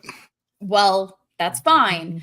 I feel like it should be something that is an exception is made, because I can see why people say that this can't be adapted into film. Adapted into the books can't be adapted into film, especially learning the things that I did. The visuals, Austin Butler's performance is just phenomenal, especially in the scene where you're at the Harkonnens like compound or whatever it is, their planet. GD Prime. The black and whiteness of them so is cool. Phenomenal. There's a while there I'm going, why does it all look black and white? And then I realized it is just in black and white. I'm like, for the artistic aspect of it, the reality aspect doesn't make sense, but for the artistic, that looks so fucking cool. Yeah. So the visuals, like, they're great and they help with my grading, but the pacing, the acting from Zendaya, like ruining it for me. And then storyline character choices that take place. The visuals may at a later date bump it up to a 7, but currently, as I feel, it is a 6 to me, this movie, especially in comparison to Dune. I love Dune. I like this film enough currently as we're speaking. Let's be specific. You say you like Dune part 1. Yes. Yeah. I mean, it was just called Dune, so that's why I'm saying Dune. Well, no, it was in the crawl, it does say Dune part 1. I know, like on the at the beginning of the movie, it does say Dune part 1. I think like on like the movie poster and everything else just says Dune. Okay. But that was the big that was the big reveal, though. I mean, even though I think everyone already knew, I think it was already a known secret that there was gonna be 2 parts. But yeah, it was revealed right away at the beginning where it says Dune part 1, and then there's gonna be and that's when it pissed people off. Like, wait, this is only the first part. Fuck you. But all okay, perfectly valid arguments. Perfectly valid. I don't blame you at all. I would say. Again, I'm going to go back to my experience with 1984. I'd be willing to bet that if you went back and watched that, you might have a better appreciation. Because here's the thing: is that the 1984 Dune, a big criticism of that is that there was always what's the terminology? Not monologue, but there was a voiceover for everything. Like you're hearing people's thoughts. So and the reason for that is because Dune is so impossible to explain to people in such a short amount of time that they literally put narration in there. So like, I'll say this real quick spoiler. If you haven't watched, there's a hunter seeker. If you're familiar with Dune, you know. I'm not going to tell exactly what ends up ending in the scene. But the hunter seeker, which is that little bug that flew around and was trying to kill Paul in the first movie. Well, actually, this is the first movie. Everyone's already seen it. Yeah. In the fucking in Dune, in the 1984 Dune, you hear his thoughts, and he says, "It's a hunter seeker. It tracks by motion. I must stay perfectly still. The slightest little thing will attract it. Where is it coming from?" And then that's when the door opens and he chases and he grabs and smashes it into the wall. So there's the narration. In the movie, you don't really get that it tracks by motion. It doesn't tell you that. I did. You end up kind of, but still at the same time, like it can get a little confusing because he still ends up hiding in the hologram. I'm like, well, it really doesn't matter because... Yeah, well, that's probably why Dune worked better as a miniseries, because wasn't the 81 and the one that was on Sci-Fi, I think they both were miniseries, so you could have more time for them. No, even worse. The 1984 was just a 2-hour movie. Oh, like there's like miniseries. No. Like from where Dune 1 ended, for this to where Dune 2. Like probably the first half of the movie, all the way up until he met back with Gurney Halleck. That entire shit got fucking in 1984. It condensed. It was a montage. Yeah, like that entire thing. Like Paul and Shani's love bloomed, and this happened, and then there's explosions, and all of a sudden he's a fucking big badass fucking warrior, and he runs into Gurney, and then that's where the story picks up. That entire first half of this last movie was condensed into like 2 minutes. So I'm not exaggerating on that. So where's it going? All right, I'll pick back up with my thoughts here in a second. But we did get a shout out and just a great donation from Clinton House with 5 gifted memberships. That's $25. Clinton, you're the boss, dude. You are fucking amazing. I haven't checked on how many memberships that we have lately. I've got to go back and check because all of your amazing generosity has been so great, dude. Thank you guys. So welcome to all the new members here. And with that, let's punch Dermy in the nuts. Because we just like it. Come on, Nazi.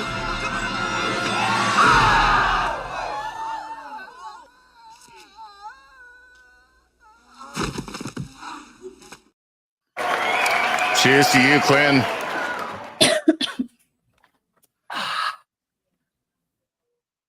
I feel a little weird about having to say I like Clinton. Cheers to you, Clinton. Why? Clinton. Just because of the ex-president? Well, and the fucking Thing? wicked witch of the fucking Clinton West. Yeah. I'm just joking. I dissociate from that. I make the same joke because when I drive up to Kansas City, which is very rare, I have to go through Clinton, Missouri, and my skin crawls every time I have to drive through there. So my hometown, like 5 to 10 miles outside, there's a small town called Clinton. So thank you, man. I appreciate that, dude. I know. It's, you know, obviously the fucking Bill and Hillary Clinton just gave a bad fucking. I put them out of my brain, so that's why I was just like, I don't understand. I mean, then it clicked, and I was like, I put them out of my brain. It was like my first fucking. I gotta be careful with what I say because somebody can try to slap me with fake allegations. My first week when I lived down in Arkansas, I moved there and I went to a Waffle House. Can't remember how the conversation went, but this fucking server there got to talking about how, yeah, my grandmother knew this person and knew that the Clintons were doing this, and this. I'm like, I just got here and I've already got people here telling me how bad the fucking Clintons were. It's really bad. Animation Overload. Hail to you, man. Welcome. Hello. And Mr. Blurred Out. What's up, Mr. Blurred Out? Clinton liked to party on an island of dubious reputation. That is absolutely correct. Allegedly. I have to say allegedly because you didn't say exactly what. Yeah. So yeah, I'll say this again. So talking about Dune. Yeah, I thought that, and this is one of the things I say in my video that I'm going to upload my in the truck reaction immediately after I saw it. That there's a lot of slow parts to the movie. I thought the pacing was pretty good because it did action, slow, action, slow, action, slow, and all the slow portions did a lot of story building. And even though they're slow and there's quite a bit of it, as somebody who's very intrigued and loves Dune, I was all about it. Especially like I was saying, that this movie has so much more to it that the 1984 movie did not. That I was all about it. And I think that having watched FNT, Friday Night Tights, earlier today, I think that's the same thing for a lot of the guys there, like talking about Gary and the others who watched the 1984 David Lynch movie but didn't read the books. All agree. I think we all had the same agreement that we love the 1984 movie, and this added so much more to that movie that we did not get at that time. There's a reason why we love this so much. So I want to clarify, the pacing issues I had have nothing to do with the slow parts. So the pacing issues that I have is actually what they rushed through. It took away from the audience's ability to understand exactly what was happening. And I can't talk about that until spoilers. But what did you just... As a normie, like complete and totally purposefully a normie to this, what they did with Chani's character, and before I learned after the movie how it should have went down, I could not get behind because it didn't make sense in the third act how she acted after a specific situation took place with Paul. I know exactly what you're saying. And it led to further character destruction. I'll say even this. though I didn't even know anything of the lore. Yeah, without giving away spoilers again, I won't give away spoilers. But somebody said on FNT something that made a lot of sense, that they're leading to something to happen in the third movie that is just different from the story as the end of this book. That it hopefully, we're all crossing our fingers now. Hopefully the third book is not going to go full fucking MCU style, making Paul's sister and Chani the main fucking stories and pushing Paul and everyone else out. That could happen. But we'll talk about this in spoilers, that things that Paul said in this movie could lead to giving a good reason as to why Chani's story changed in this one, and it could be redeemed in the next one. I'm not saying it will. I'm not excusing it because I do agree with you as well. The change in here, I didn't like it either. That's my biggest complaint. It hurts Paul's story too, especially like now that I know how she was supposed to act in those moments, like how her actual character, not the theatrical character, acted. Like it would have made so much more sense had they done what the book did with Alf. It sounds like you're humping your mic right now, dude. Yeah, I was adjusting it. Sorry. Like I'm hearing a bunch of sliding around and heavy breathing. He named himself Horny Alf. You have to expect he's gonna get horny with shit. Even microphones. Say my name, Mike. Say it. Oh, somebody said 3 times. Say it 3 times and he shall appear. What's up, Horny Alf? Yeah, sorry I'm late. I had some stuff going on, but you're fired. Oh my god. No, I missed Matt, but I got to stream with him yesterday on Dermy stream, so it's all good. But, yeah, he only had an hour. He gave me a heads up on that, so it's all good. Yeah, he had the same thing with Dermy stream. I get it. He's got a family. He's got to jet out. So fucking terrible priorities. I don't understand it. Did you see Dune? I did. I may have sailed the high seas. Spoilers. Tell us what you thought without giving spoilers. I can agree with everyone here that Zendaya was a terrible casting. I thought she was horrible. I thought Timothée Chalamet actually did a decent job. I didn't really like him as much in the first movie, but I thought he did great in this one. He sold it. Like I think he's better than like decent. Like he showed some acting chops in this for me. Dude, yeah. That's my biggest thinking too, is that in the first one, he seemed like a bitch. Well, that's because his character would. I was just about to say, because he's a child. Yes, he's an adolescent. He's still a child. And he grew up into a fucking warrior and a fucking leader in this one. And god dang, I saw exactly why they fucking brought him on for this role, because he killed it. And my biggest complaint with modern Hollywood movies is male characters that are very effeminate looking. And he's one of those little skinny little boys, but he had so much gravitas.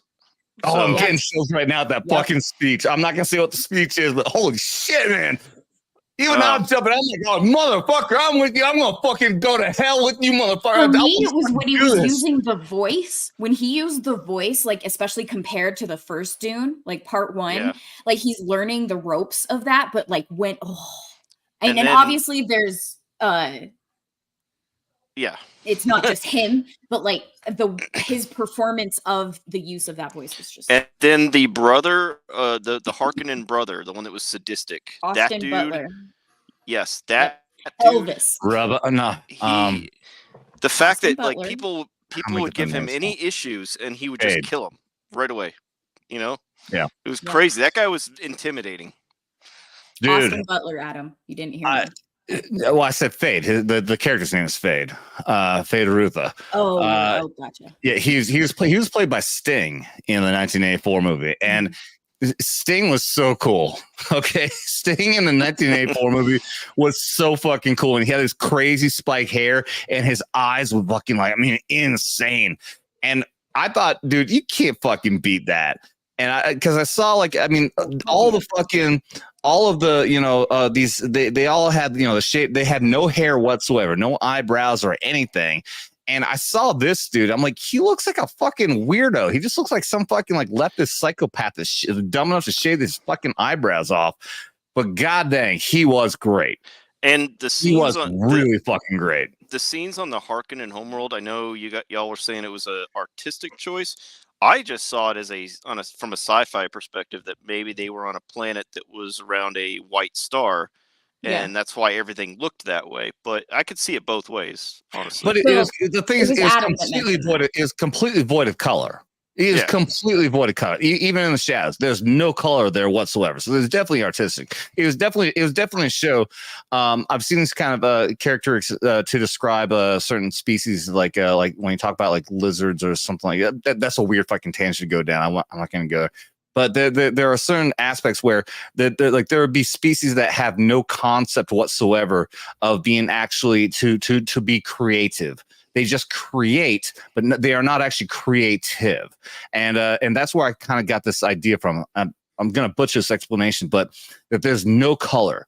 They just simply create to be productive and to rule, and there's no love in it whatsoever. And my breakdown into my best explanation, what I'm trying to say is that there's not even any color on this world. And that is an artistic choice, I believe, for the movie and the movie makers, because there still would be like color in their skin. Like there was the lady that the dude seduced, she looked white and pale there on the planet, even in the shadows.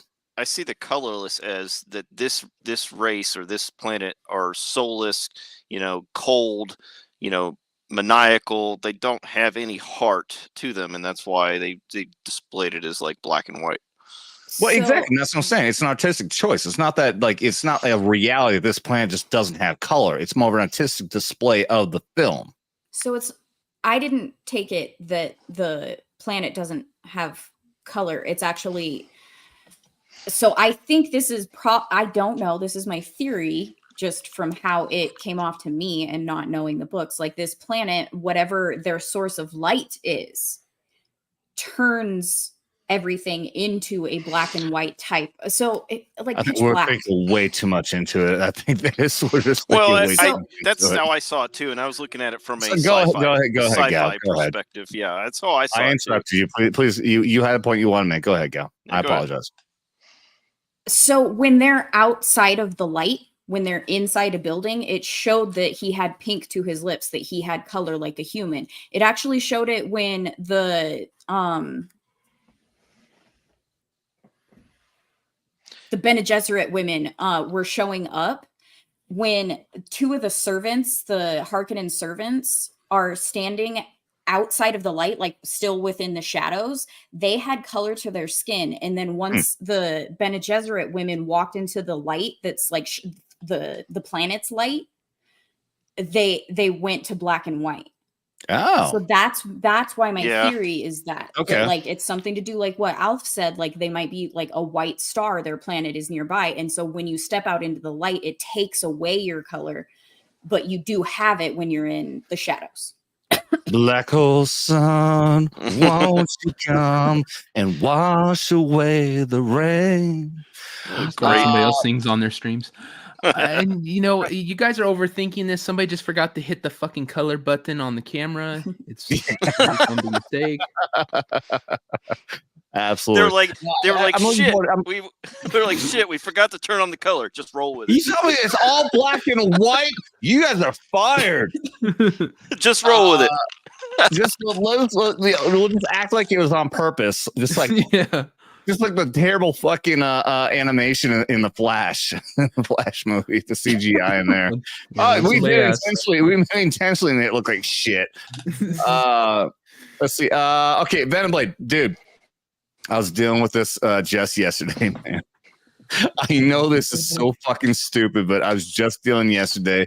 I was about to upload fucking artwork to Teespring, and it wouldn't accept it. The artwork needs to be changed. I know this is so fucked up. I've been talking about this for so fucking long, but every damn time something changes. Let me look and try and find what Drunk 3PO suggests instead of Teespring.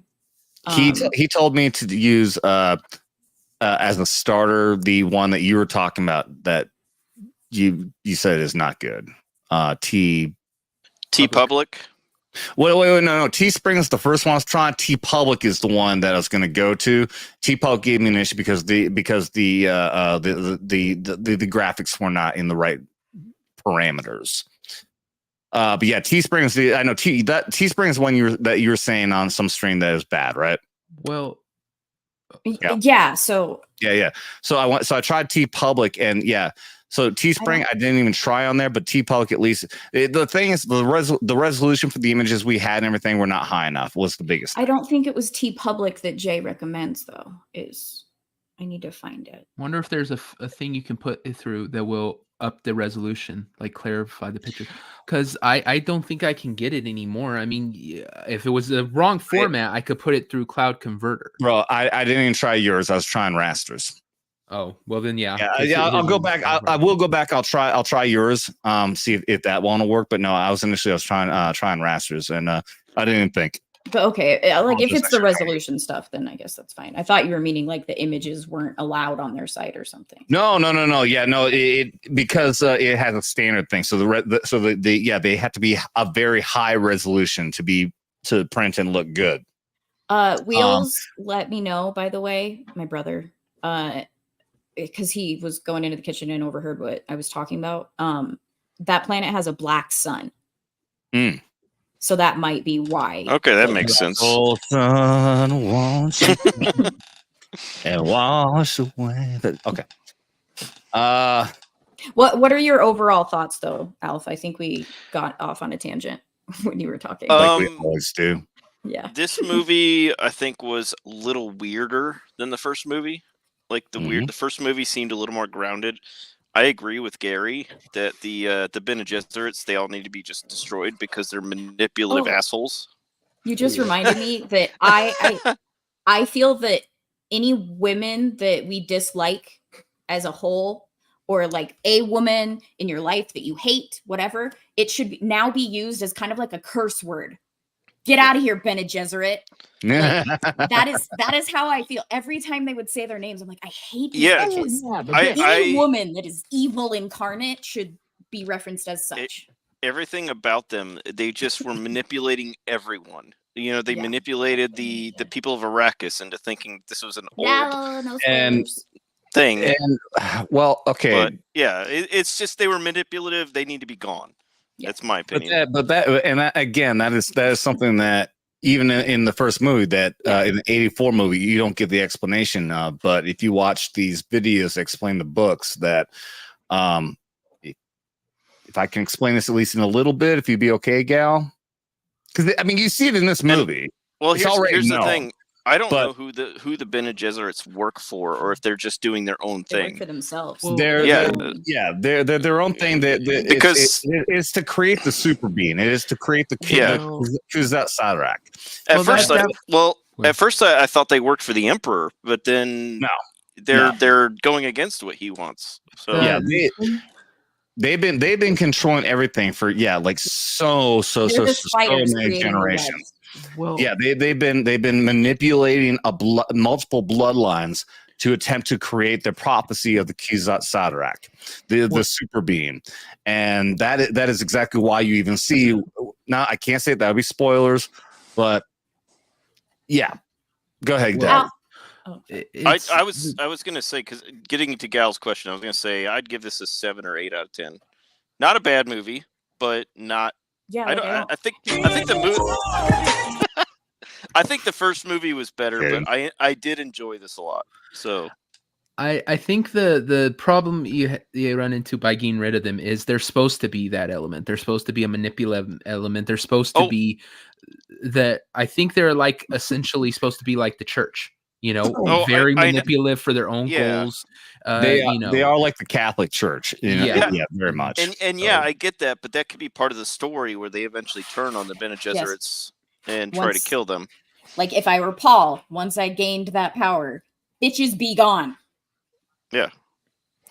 Hey, speaking of bitches, before we go to spoilers, and I'll put the notification up if anybody wants to go mute. You don't got to dip out, or at least come back and check in. But let's watch some hot bitches eat a Carolina Reaper pepper. How about that?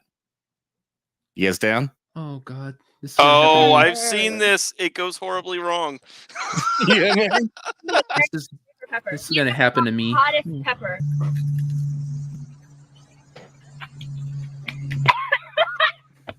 I've seen this. It's so bad. Well, I'm not gonna scream like that. I'm not gonna scream like that. Milk.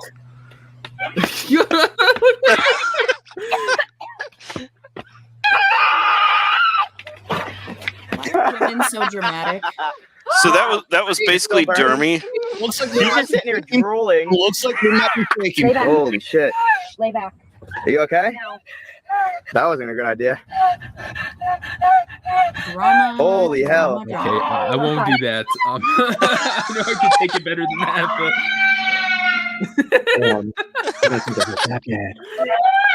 This is not good. This is not fucking good. You okay? Just feeling any jump better? in the pool. See that right there? This right here, man, blue. Okay, that was fucking real. I'm not saying it's not real. It's you don't have to react that way. They're can't. women. I wouldn't be What? surprised. They're pansy ass women. I wouldn't be And I'm not surprised saying if you're they were. pansy because you're No, I a know. woman. I'm saying they themselves are the pansy type of women. You're a tough Yes. woman. Those are the pansy women. I don't wouldn't be. consider I would. myself all that tough. Like it's just you don't have to scream. You don't have to react that way. Like it. I think I wouldn't be surprised if they were trumping up their reaction and then it finally hit them Yeah. and And it was a really lot hit worse them. than they thought. You Yep. still don't have to act like that. That's what irritates me about women, like the majority of women, is they just do that. Like they scream and they cry and they go on and on and on. What does that do? And I'm meaning in like hard, terrible situations where you need to be calm, cool, collected. There is no reason for you to just react instantly by screaming at something that is shocking to you. You do not have to react that way. It's not going to help the situation. Welcome to our weekly episode of Gal Hates Women. What means it's always irritated me since I was a kid. Guys are really going to be frustrated because they're joining the military the next day. Oh Your modern military right there. no! I'm going to take a real quick break. I got to pee and get a beer, and I'll be right back, and we'll talk spoilers about I Dune. see what Batlaw is saying though. They're just Bene Gesserits. Those women. But no, I enjoyed the movie. It had a weirder turn. I did enjoy the Harkonnen stuff because of how crazy they were. What did you say his name was? The brother of Dave Bautista.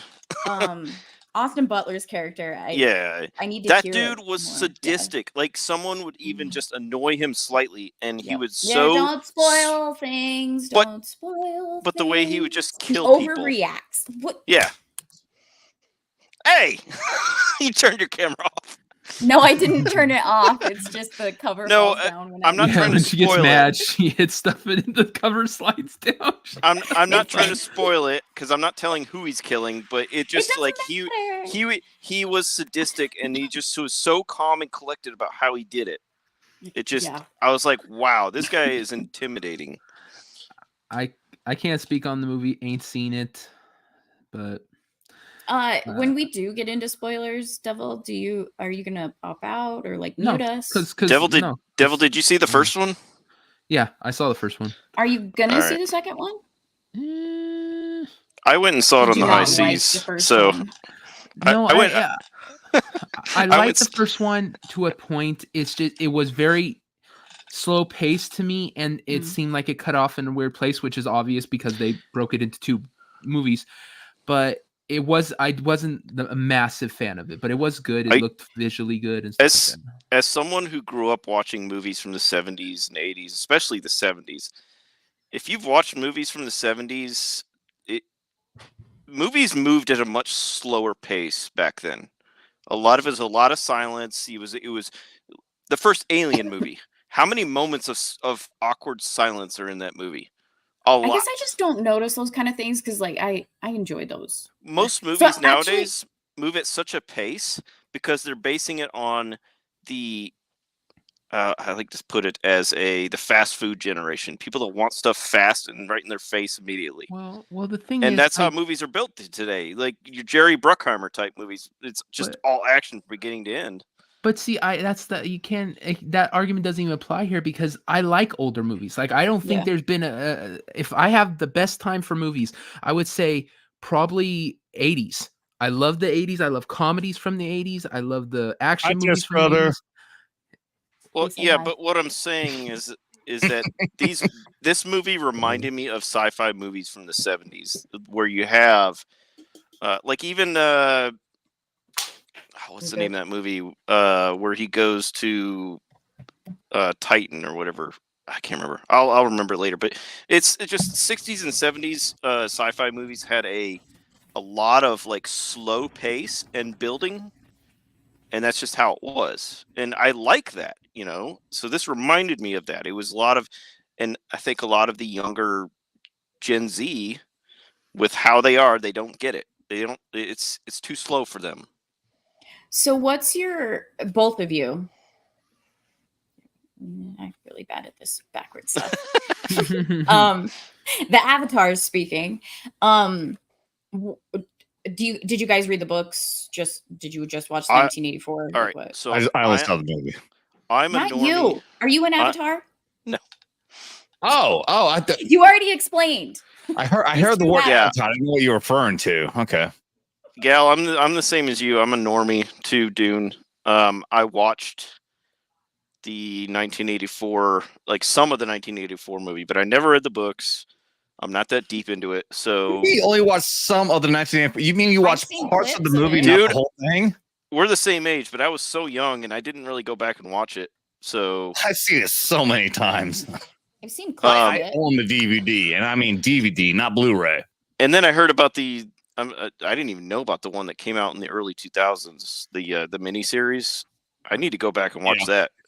Yeah. There's another thing. Yeah, the Sci-Fi Channel miniseries. There's two different series because there's the one that covers the first book, and then it's the one that covers the Children of Dune. If I think it's the name of it, which is the follow up, where these are the children of Paul Atreides, and those, from everything I understand, like I said, I didn't read the books, and I definitely didn't read Children of Dune. My first exposure to anything past the first book was that series.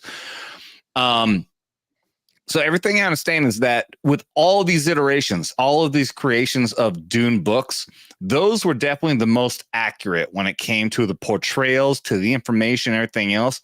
It's just very unfortunate it had a very low budget and it looked terrible. There was a lot to it that just... Would you say it looked worse than the 1984 movie? No. Well, I think that probably a lot of that, because the reason I love it so much is because I was a kid. But I'll still say that visually, and I'll get back to you, Tiff. I saw you raising your hand.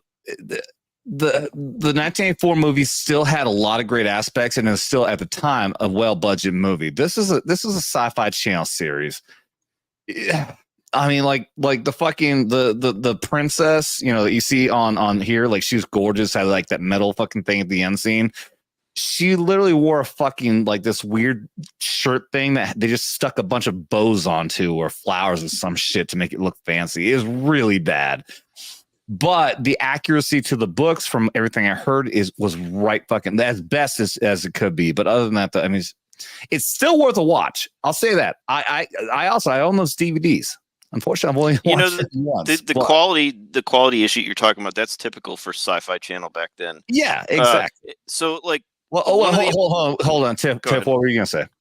Well, I was just more like, we heard Alf, but we didn't hear Devil's. Oh yeah, I want to hear Devil. About where he's at. I don't want to hear what the fuck Devil says. Yeah, we don't want to hear what the devil says. Fuck him. Devil lies. Devil lies. What's up, man? No, yeah, I'd be curious what your past experience with the Dune series is. What background do you have with it? What did you watch? What did you read prior to this? Yeah. I watched the last movie. I've heard plenty about it. Okay, so you're the same as me, technically. Yeah. I haven't seen Adam has, like, because I'm on Mellow Mondays with Adam, Renaissance Nerd, and he's read every single one of the books. He knows all the story, watched all the movies and the miniseries and everything. He knows everything about it. That's so who I've I heard messaged a bunch from him. When I got out of the, like, I knew that he had issues with it. And so I avoided anything when he was talking about anything in the group chats.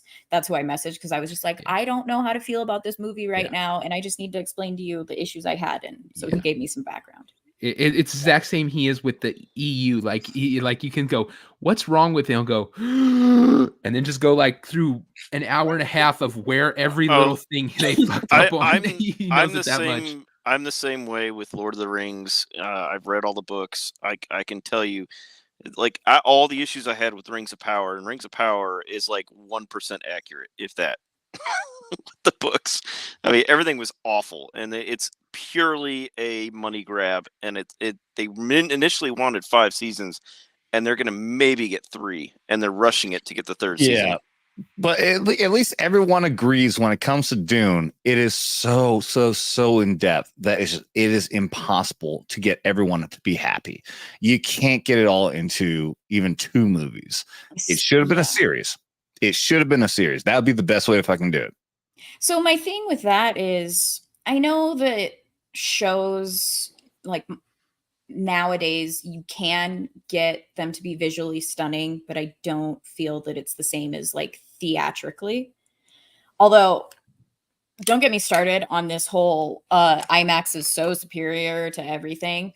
There are only like, from what the research my brother did, true IMAX theaters, there's only 31 or 32 in the entire world. Well, what do you mean by true IMAX? You mean the true IMAX stadium experience? Yes. Yeah. Okay. The 3-story tall screen that wraps around and stuff. A lot of them are shorter and smaller. I'm thinking like the one like my very first stadium seating. My very first IMAX experience was what Jeremy Griggs was talking about in FNT, where I was watching a fucking nature thing and it's a big fucking dome. Apparently he watched Batman or one of the Batman movies on that. That's what I thought IMAX was. And then I went to watch a fucking regular movie and it was just a curved screen. I'm like, this ain't fucking IMAX. No, yeah. They have this like fake IMAX where it's like it's half the size of the normal ones and kind of pushed in. It's just bigger than normal theaters. Yeah. But it's true IMAX is massive. Done, right? Yeah, you're looking at a building wall essentially. But even true IMAX is overrated as hell. Like I watched Avatar: The Blue People in like when I was stationed in California. Hey, and they're racist against blue people. At least the fad with 3D is gone. I hated that. Oh my god! They were doing every movie in 3D, and I hated it because I was like, this is a fad. It's going to be gone in a few years.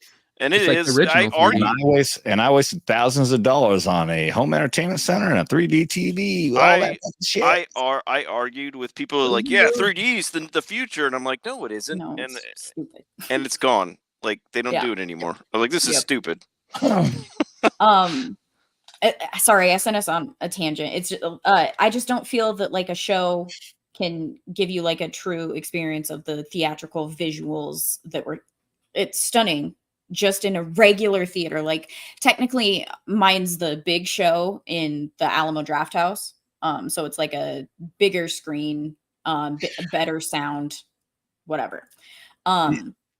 Real quick, Venom, drop a comment. Which Dune are you talking about? Probably the 2021. I'm guessing 1984. Go ahead, Gal.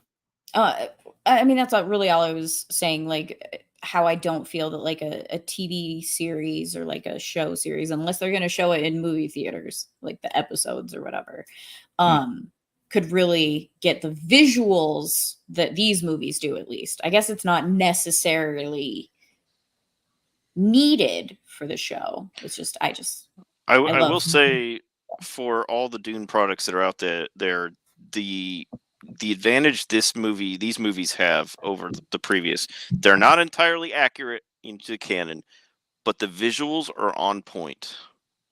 They put a lot of money and they thought it out how they were going to do the visuals. They didn't rush it like Marvel does with their graphics, but it was awesome. Yeah, and we'll get into spoilers here in a minute too. So I'm assuming you mean about the 1984 as being the first one, dude. Yeah, if you're watching it like on USA Network or whatever the fuck here as an adult, I don't blame you. Like I said, I loved it and was obsessed with it because I was a kid when I first watched it. But yeah, the beginning again. This is what this book is. It has so much shit it has to explain to you for you to understand what's going on, and that was a complaint with the 1984 Dune, is that they tried to explain to you what was going on, especially with all the fucking whisper voices and you're hearing their thoughts and all that. annoyed people. As a kid, I didn't care because I'm like, hey, now I know what's happening. I would say, I mean, get past the first half hour, watch the rest of it. I think you like it. I'm not saying, I'm not guaranteeing you will, but trust me, when the action happens, the fucking battle at Arakeen, when the fucking House of Atreides gets taken down, fucking good shit, especially in that one. So real quick, apparently, the Tom Connors shared the differences in screens. IMAX was cutting off the picture, the images, compared to just regular Dolby Cinema. Like what you were supposed to be seeing, it was cutting it off and making it smaller. Oh. In IMAX. So that sucks. Yeah. Well, that's bullshit. Yeah, my brother just shared it because he overheard us talking about this stuff again. Okay. Well, good to know. Let's get into some spoilers. I'm now going to put the ticker at the bottom. If you guys haven't seen it, you don't want to get spoilers, be careful. I'm going to change the thing in the corner. Spoiler alert. So we were talking about Chani and the fact that everything's changed. I mean, very, very fucking telling when all of a sudden Paul turned into a giant fucking worm and said, "Hop on, bitch." I mean, are you telling me that she's perfectly okay with wanting to walk away from that? You're retarded. I am retarded. So my first issue and it just took me out of the experience was when they attack the first spice harvester. They go through this whole thing about the ornithopter that they have to destroy it, right? Why? Why did they have to destroy the ornithopter before shooting the harvester? I was thinking about that too. I was only thinking because of the cover that the ornithopter was providing, like shooting all their people up. Yeah, that because they couldn't just blow up the harvester while they were under it, and it. Okay, yeah, I see. You're gonna have a counter. Yeah, like if they break it down, they drop a bomb or they plant a bomb or whatever. They manage to run away. They're gonna have to run it. Anytime they're exposed, they're gonna get shot down by that fucking thing. So they had to take that down. That's my only theory. So why were they there in the first place? It would be because I'm assuming that was their plan, was to take cover and then shoot that thing down. That is all a part of their plan. But all part of the plan. Because now the reason I'm asking that is because the very next scene that they show after they destroy the first harvester is the next harvester that they destroy, right? Yeah. Was that the one when they just all of a sudden just zapped it? And the two ornithopters were just flying around it. So why did they have to hide in the sand if they could just destroy the harvester in the first place? And ignore the ornithopters. Let's just assume logistics or lack of resources. Maybe they didn't have the weapons. Maybe they didn't have the zappy things that they managed to blow it up in that one. That's literally what they used in the second one, in the first one. So like once they destroyed the ornithopter in the first scene, they used the distance gun to destroy the harvester. But they used some sort of a rocket. It was a rocket propelled something that they destroyed the ornithopter with the first one, and then the second one they destroyed. It was a energy projection weaponry. Maybe they didn't have that. But they used that in the first one. That's what I'm saying. They used it once they shot down the ornithopter. I love this. I love this. So you guys are military and you're all the zappy gun and the long distance thingy and the right one. We don't have zappy guns in the military now. I don't know what the hell to call it. I mean, I think I call it projected energy. I think I got that right the second time. Not like I got trained on the zappy guns, the basic training, right? Let me go get my AR-15 zappy version. In combat, that would be just great. Zappy. You have on the zappy guns. Okay, we're in the heat of battle, and Adam's like, "Bring up the zappy." That might be what we call it. Shit, we call our fucking sleeping bags fart sacks. I mean, shit. So that was like my first issue of like what the hell was the purpose of going through that besides to have her, Chani, and Paul have their little, oh, he saved my life romantic moment showing that he is powerful. It really took me out of it. I was like, so it was literally for him to save her life so they can have their, ooh, I love you, you love me bullshit. Like, oh my God, I've got feelings. Like, for real, there was no purpose for them to all be in there besides to show, and also, I guess, to show that they hide in the sand, which we already knew that they did that in the first film. So it was pointless for what they did. I did think it was retarded. I did think it was cool how they showed them hiding in the sand with those little breather tubes. That was kind of cool. But yeah, that's just and Chrissy on FMT was perplexed as to how they got in. Well, no, they had the fucking, what are the things, like there's a device that moves sand. So I mean, there's obviously very easy for them to do that. It is kind of weird to assume that they know exactly where the harvests are going to be, though. However, maybe they know that the more heavily saturated salt spice fields. That would be my guess. Yeah. That's what I say. They know where the spice fields are at, the ones that they mine on a regular basis. So yeah, I didn't mind that, at least. But yeah, Venom, cool, man. If you're gonna check it out, dude, fucking please do it, man. I do recommend check out the 1984 movie first. I do think it gives a lot of context in that movie that you would not otherwise understand in these movies. Totally up to you, though. If you're gonna watch anything, watch the sci-fi version, the miniseries. So the pacing issues that I had, when they finally convince him to go south, every scene after that didn't necessarily need, you don't need to be told what's going on, but you need to be shown more. Like, so they depart on the worms, right? And it looks like they're about to go, like they're going into the storm. I wanted more of that storm. Like, you're making this big thing with it. They also didn't explain the whole, how they got the worms. I get it if one person jumps on a worm and rides it, but they had a whole bunch of people on the worm. How did they logistically make that happen? Right. Yeah, I had that thought too. And that one, it wasn't. And they never showed it. They never showed it, how it happened. They just all of a sudden they're all on worms. They got tents on the worms or whatever, but it was weird. It's not like they can control the worms. Well, I mean, they can in a way. They can steer it at least. They can.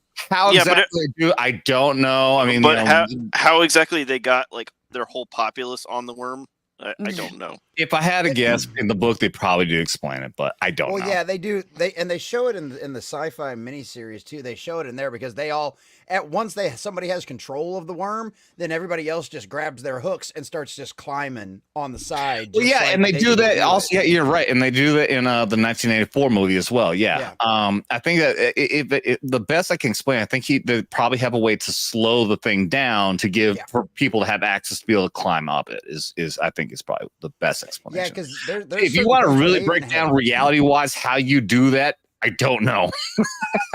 So that part didn't bother me as much. Like, I can understand. Like, I had the thought. I was like, okay, how did everybody get on? But I kind of filled in, like all the Fremen, they've been that way their entire lives. I mean, some are outsiders. They allude to, but those are the ones that don't like ride the worms.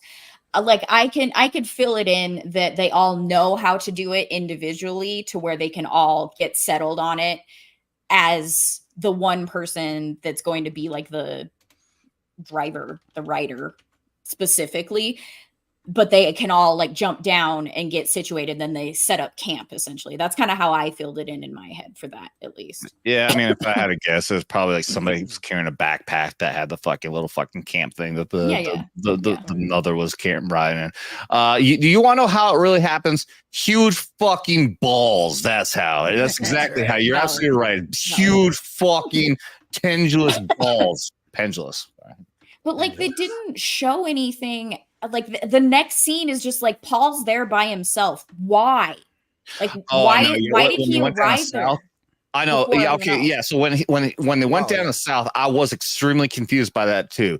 Now they're explaining on FNT that apparently, I don't know if they're saying specifically it was in the book or if it was to be understood also in the movie, that he was in a coma for 2 weeks after he drank the water of life. Right, and they don't show that very well at all in this Not movie. at all. He's supposed to be out for 2 weeks, and like there's supposed to be a lot of arguments over what to do with his body, whether we should take his water, whether he's actually like on a holy journey. They don't explain that in the movie. It feels like it's a couple of days, a day at the most. Right, exactly. The last thing that I remember seeing was, okay, he finally agreed because he saw his prophecy, his premonition, and he agreed he's finally going to go south with them. How did he get ahead of them so damn fast? Now, I know. I was very confused by that. He veered off. He went to the place where the change in the water had already happened. He went to the same place where his mother became the Reverend Mother. So he was going to a different place and everyone else was going somewhere else? Everybody else was heading south, and he veers off and goes, because that's why there's only one person at that place when he goes there, whereas normally there's a bunch of people at that place. I thought that was in the south. I thought that was because there's another one in the south. Well, because the Reverend Mother... the whole story was that the Reverend Mother was going south, and then she ended up there where they're taking out the water of life. So, as in my head, I thought that meant that was a part of the South. Oh, okay. And that's my whole point. Is like the movie doesn't show enough for like the normie to understand that. Which, you know, you can say whatever you want about like finding out the lore beforehand or not. No, like there's going to be normies that go like me. I purposefully didn't want to know. I wanted the movies to show me, like, right. And so honestly, all they had to do was do what Lord of the Rings did. I think it was in the Two Towers, where Faramir's sitting there and they're going over a map, and they show where Gondor's at, they show where Rohan's at, they show where Mordor's at. It gives the normie kind of an idea where all these places are. That's all they had to do. Was give a map and say, okay, he's going here, blah, blah, blah. You know, don't be too like obvious about it, but, you know. Explaining, like, what happened. Because, like, the movie doesn't give you that. Like, it's just everybody's leaving together. And even if, like, I didn't notice him veer off at any point, but, like, I'll take your word for that he did. But that still doesn't explain what he's doing. Because it was just, okay, I'll go to the south with you.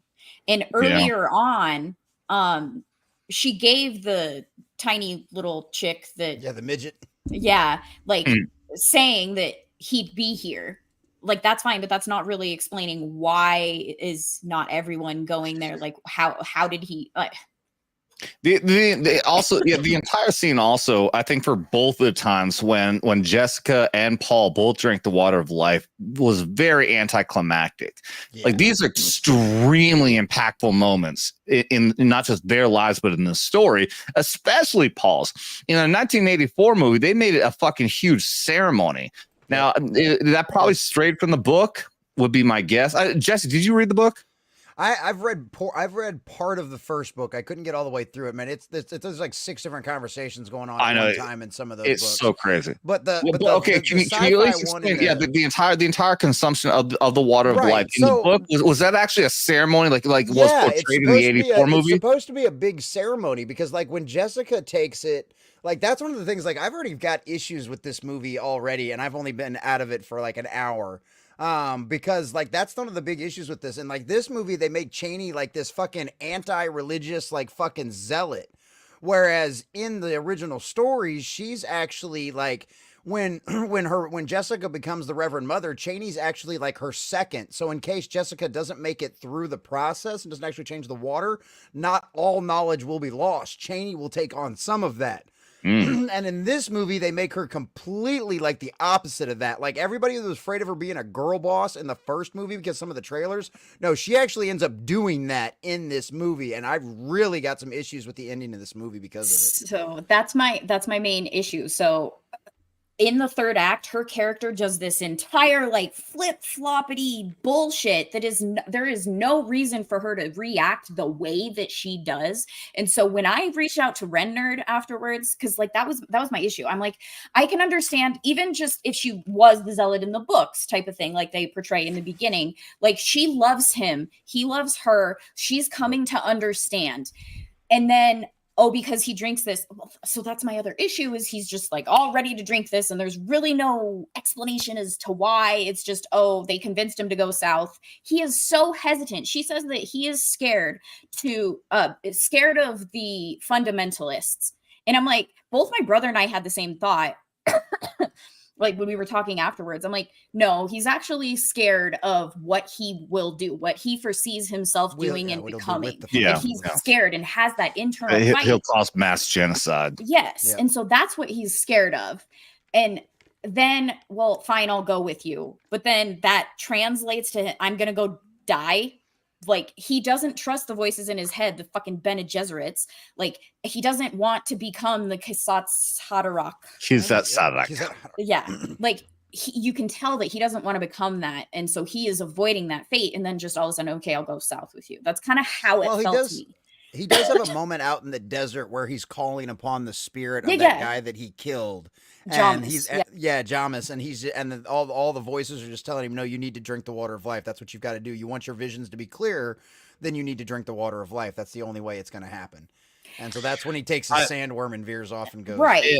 And I'll say this, at least that the excuse that they made, there was the one single line that at least made the excuse for why Chani ended up making the veer from what we expected her to be from the books and also the 84 movie. The one single line was, well, initially there's the line when she says blah blah blah to him, he says, I will love you and be with you as long as I live. And then when that flips, she says, I will be with you as long as you are who you are. And then when he became something else, that is when she was disillusioned and she lost who she thought he was. And I know that sounds like a bullshit excuse, but for what they're creating in the movie, at least I think they set that up properly, because she loved him for who he was.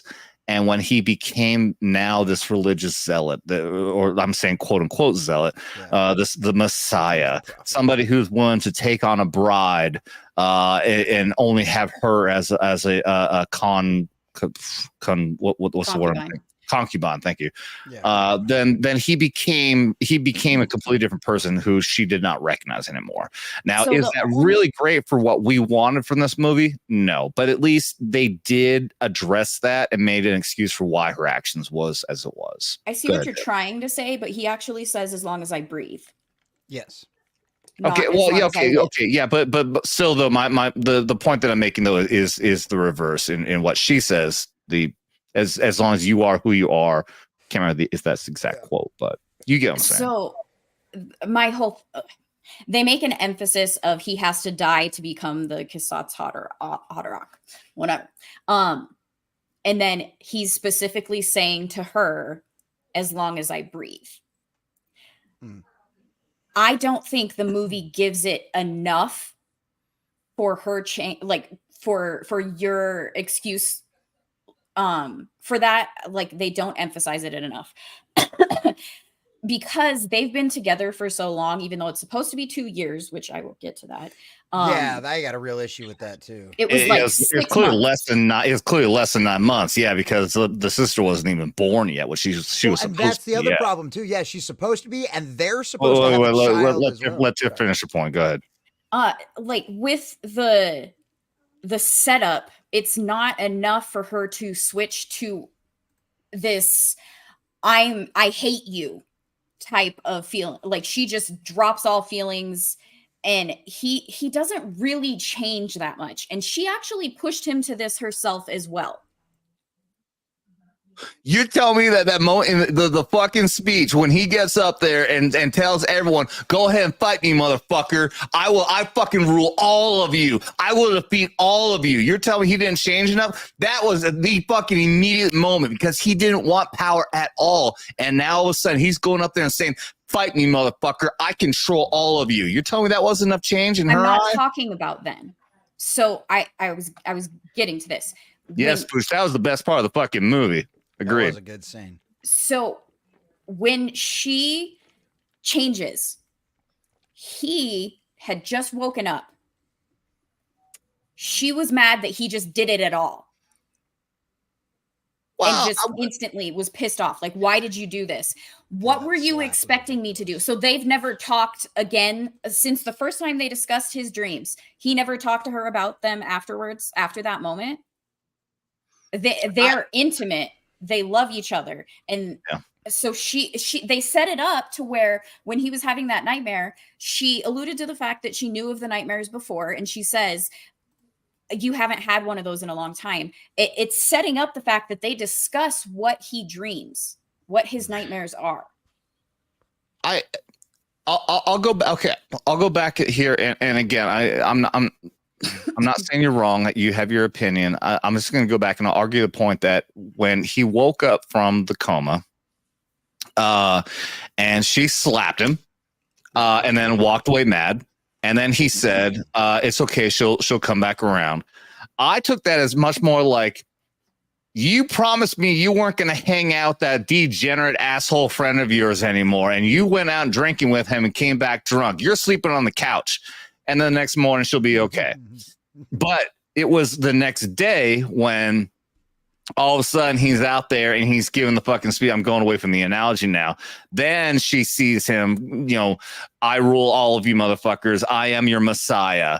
That is the moment. I get what you're saying, like you think, but I think she was more angry with him, but not completely disillusioned with him at that point until she saw the speech.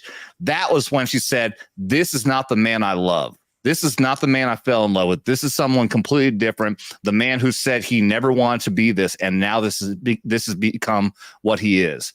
So that is where she completely lost all what the belief that she had in him. My issue with this is she pushed him to do this. She knew his reservations about what was to become of him, and she threw caution to the wind and said that, like, you have to do this. I understand where she may not have expected it to be like him to fully go into it, but he gave her those warnings. I don't believe that her character, even just the movie theatrical character that she is, would make any of those choices afterwards. Like they did not set that up enough for me. And then, so this is spoiler time. Do you care if I tell you how she is in the book, how this went down in the book? Oh yeah, no, go ahead. Yeah, okay. Total spoilers. I always saw people saying they don't care the spoilers. Yeah, go ahead. Chani's character in the books, Adam explained this to me because I told him about my issues with her. I did not, you fucking liar. Shut the fuck up, Ren nerd. She's actually his rock, the pillar that keeps him sane in the books after he does what he does. And also the book, the reason that he drinks the water of life is because their son, his and Chani's son, in the 2-year period before all this took place, was murdered. Yep. And that is what motivates him to do this and become what he does not want to become. Mm. Yep. And so the only way that he stays sane enough to end up with what happens with Austin Butler and to go essentially become the Emperor is because she is there with him along the way, being his support and keeping him grounded to be the person that he needs to be in order to win. The fact that they don't put that into this movie, like, infuriated me because I was already annoyed at what they did with her character. And then finding that out, I'm like, why the hell would you change that storyline? Cliff, I can't approve of this. That's way too gay. Maybe for Dermy. Maybe for Dermy, but this is not ball busters. Look, I am not going to sit here and make any fucking excuses for what happened in this movie. I've already said my piece that I think that the end of the movie was the worst part of it. Yeah. But by saying worst part, I don't think it was terrible. I think the entire movie is still great overall. I'm still giving it a 9 out of 10. Like we were talking about before, maybe if I go back and watch the second time, especially after all these conversations, I might end up changing that. However, I still think it's a great movie. They made changes. Now, here's the thing is that we don't know where the changes are going. I already said earlier, I'm extremely concerned that they may pull an MCU move on this, that Chani and Paul's sister, possibly even Paul's daughter, it may end up going full fucking Lady Force. That's a good possibility. If they do it right, like I was saying earlier, I didn't want to talk about with the spoilers. maybe it's a good possibility because Paul has foresight now. He knows that Chani was going to run away, but will come back. However, they're going to make it happen in the third movie. Don't know, but maybe they're just making a plot line that she's off on her own and eventually she makes her way back. Maybe she's pregnant right now. She may be pregnant right now in this entire thing. Maybe that ends up being revealed as being a reason why things are going so fucking weird. She can't stand the idea that he's going to marry this woman while she's carrying his child. Could be. I'm only speculating. I'm trying to stay optimistic, but god dang, yes, I think we all agree we don't trust Hollywood. This could go bad really fucking quick in the next movie. I'm gonna stay hopefully optimistic that it could still be good, but we all agree it could be shit. I have two things I forgot to say. Yes, Sorry, please go ahead. You paused. One thing that I forgot to mention, even before the spoilers, there's an issue with choreography in this film that ruins the reason to have shields. So when Gurney is fighting like the big battle, I was like, why did they have these shields if he can just stab him with the sword so quickly? I know. It was Dude, poorly I know choreographed. that It should have been point. slow-mo. Like it That was a big point. I was going to make too, because it's only like a handful of times. I'll say maybe 3 times where you see the big battles and you actually see those points where, like, yeah, Gurney will have to take it. And he's got right to the throat, and you see that slow move. Yeah. Other than that, it was just boom, boom, boom, fucking dead, stab, dead, fucking stab. Why do you have shields? It was so poorly fucking done in the first movie.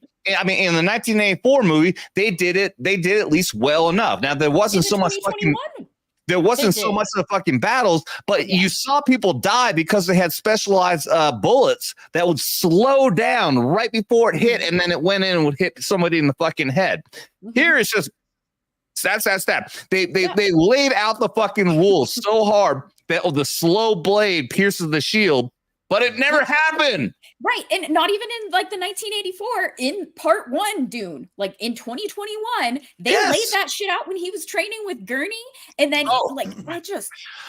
same thing. So same battle that you were talking about that you're so upset about with Chani and Paul. Like, they made a point that, okay, so when they fire the gun, then the shield drops, right? That's what they said. Yep. So he went out and exposed himself for them to shoot the fucking gun, but then she fired the rocket, and then the rocket hit the shield and then went in very slowly and then hit it. Yes. I know. What was the entire fucking thing you were talking about, that it can't penetrate the shield, but it clearly was a slow round anyways? I know that made no sense. Like, I don't know. I know. That's why I'm saying that there's a lot of flaws here. A lot of flaws that irk me. Oh, what was my other?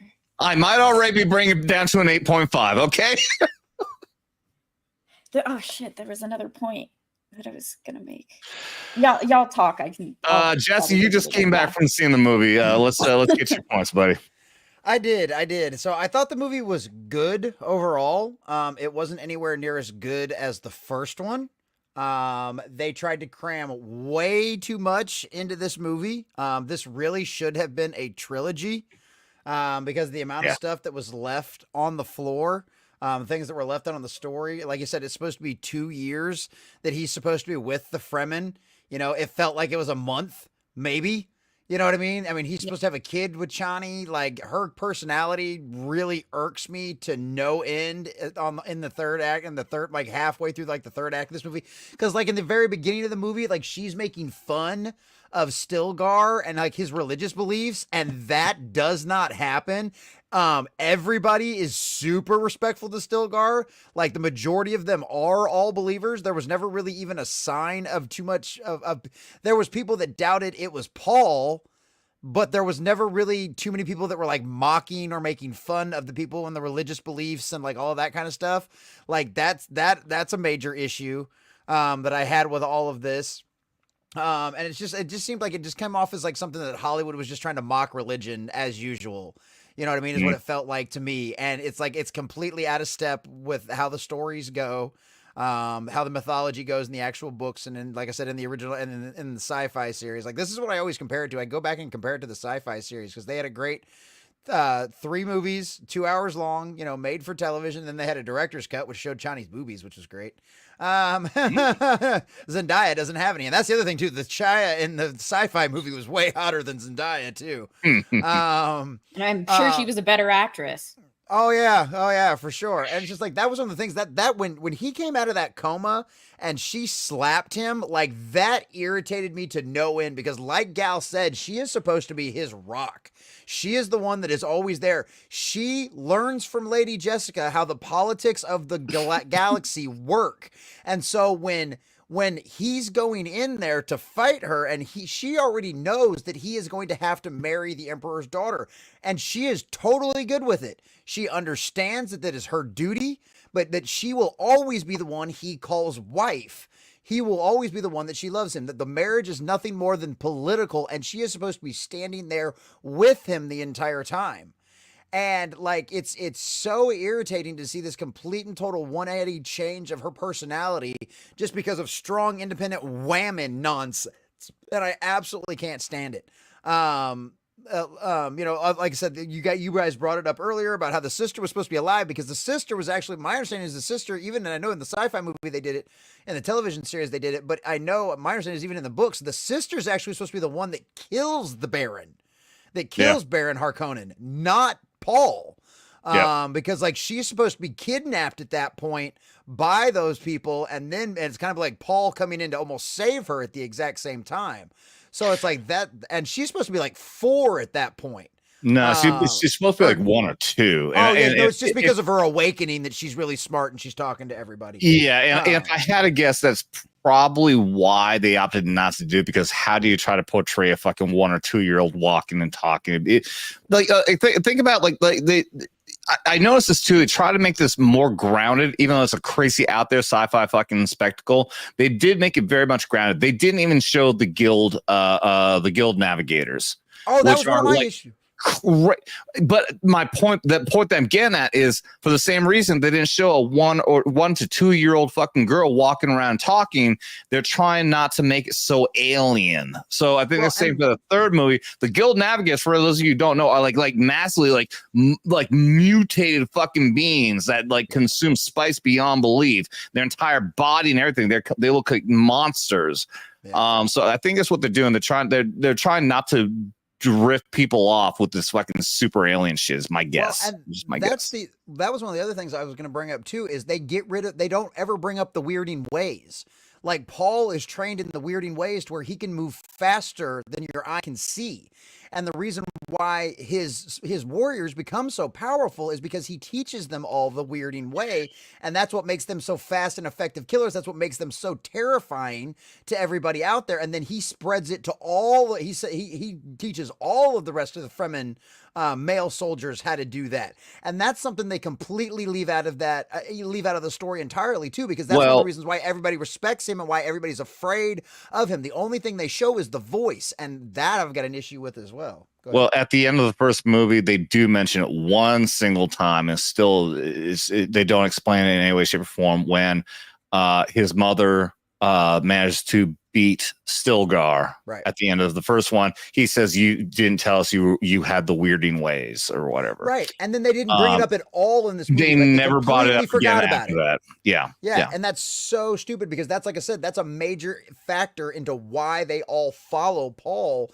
And like that's the other thing about my issue with Chani, like not being what she's supposed to be. She's supposed to be like his warrior wife.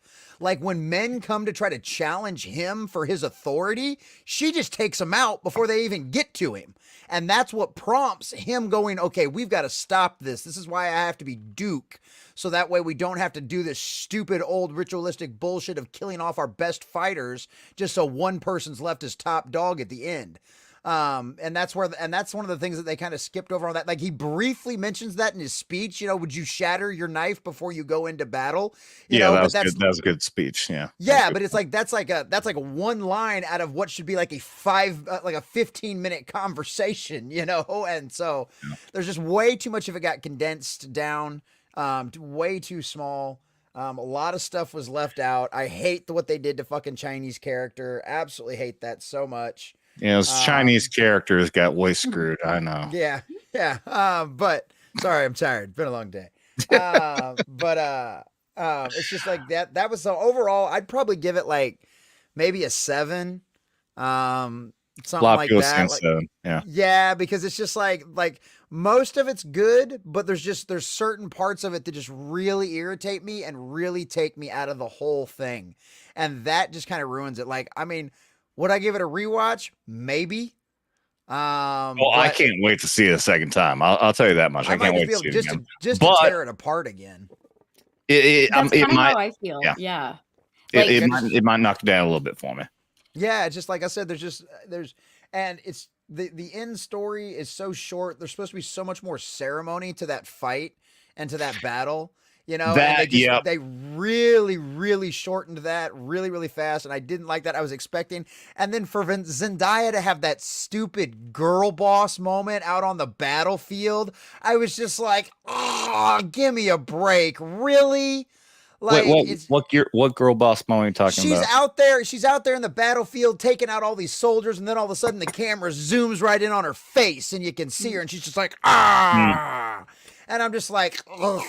And then the ending, I hated that ending on her too. At the same time, you were saying earlier that she was supposed to be his rock, his battle hardened fucking girl. Right, but that's before this version of him slapped him in the face after doing the ritual that she knew he was supposed to have to do. Okay, that's like at that point I was fucking done with her whole character when she was like, it was bad enough in the very beginning of the movie that they're laughing and make fun of the religious stuff, but then when she sees what he does, when she sees his power, she still refuses to believe. She still wants to mock it all and call it just some system of control and all this other bullshit. Like, that shit just irritated me for like the rest of the fucking movie.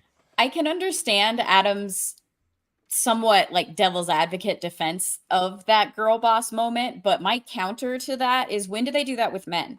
When it's men, like main or side characters that are in a leadership role of their people, when they do that with men, you see the man that is leading them into battle, right? Do they ever pan in just on those men? Or do they focus on them along the way as they're leading all of their men and you still see everyone? Captain America got some pretty good scenes just by himself. Paul being the main character. I mean, that's I'm not talking about Paul. I'm talking about like Gurney. Like, so Gurney and Duncan, Idaho.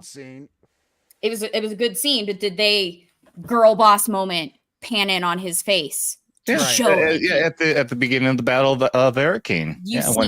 When they're out on the field and he yells, "Follow me" or whatever. No, they zoom in right in on him, and he yells like basically "Avengers on me" or whatever. Avengers Assemble, essentially. Yeah, it's not just him in the shot. In that one shot, yeah, they do that. They zoom red on his face and then they expand out and they show all the armies following him. Yeah, go back. I just watched that movie fucking 2 days ago. I'm telling you. You're talking about Dune 1? Yeah, like part 1. Yeah. Oh yeah, you're talking about part 1. Like, I watched it a few days ago too, and I don't recall them just doing him alone. Yeah, they do. And also same thing with Duncan. Duncan, fucking Aquaman. I mean, they fucking show him fucking badass. He's getting ready to die before he fucking died. It happened, gal. It happened. What's up, Dermy? What's up, Dermy Wermy? What's up, Adam everybody? knows that they did that zoom in because he touched himself to it. Okay. Twice. Yeah, twice. Hey, Devil. What the Hey, fuck Dermy. did I walk into? A bunch God of. damn! I literally just clusterfuck? got home. I literally just got home from the movie. I decided to come in for like 30 minutes before I do Saturday night, Saturday, whatever. I'm tired. I'm still digesting the movie. We're on spoilers, so you can say whatever the fuck you want. Yeah. Wait. Actually, don't. Wait. What's your background on it?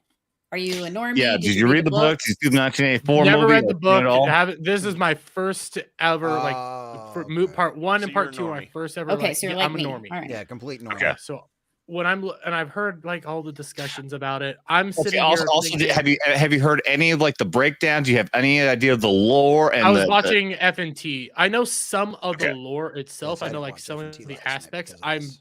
normie. I want to get in there and try to dig deeper. I do want to read the book. Oh, this made me want to read the book. That was the other point. Like, Yeah. it I'm did gonna its listen to job the to make me audiobook. want to read it. That's good. I'm When gonna be listening to if I do drive down to Vegas, I'll be listening to the audiobook on the way down. I'm There you I'm go. listening to it on the flight. So what I like it. I like it a lot. Some aspects I don't like.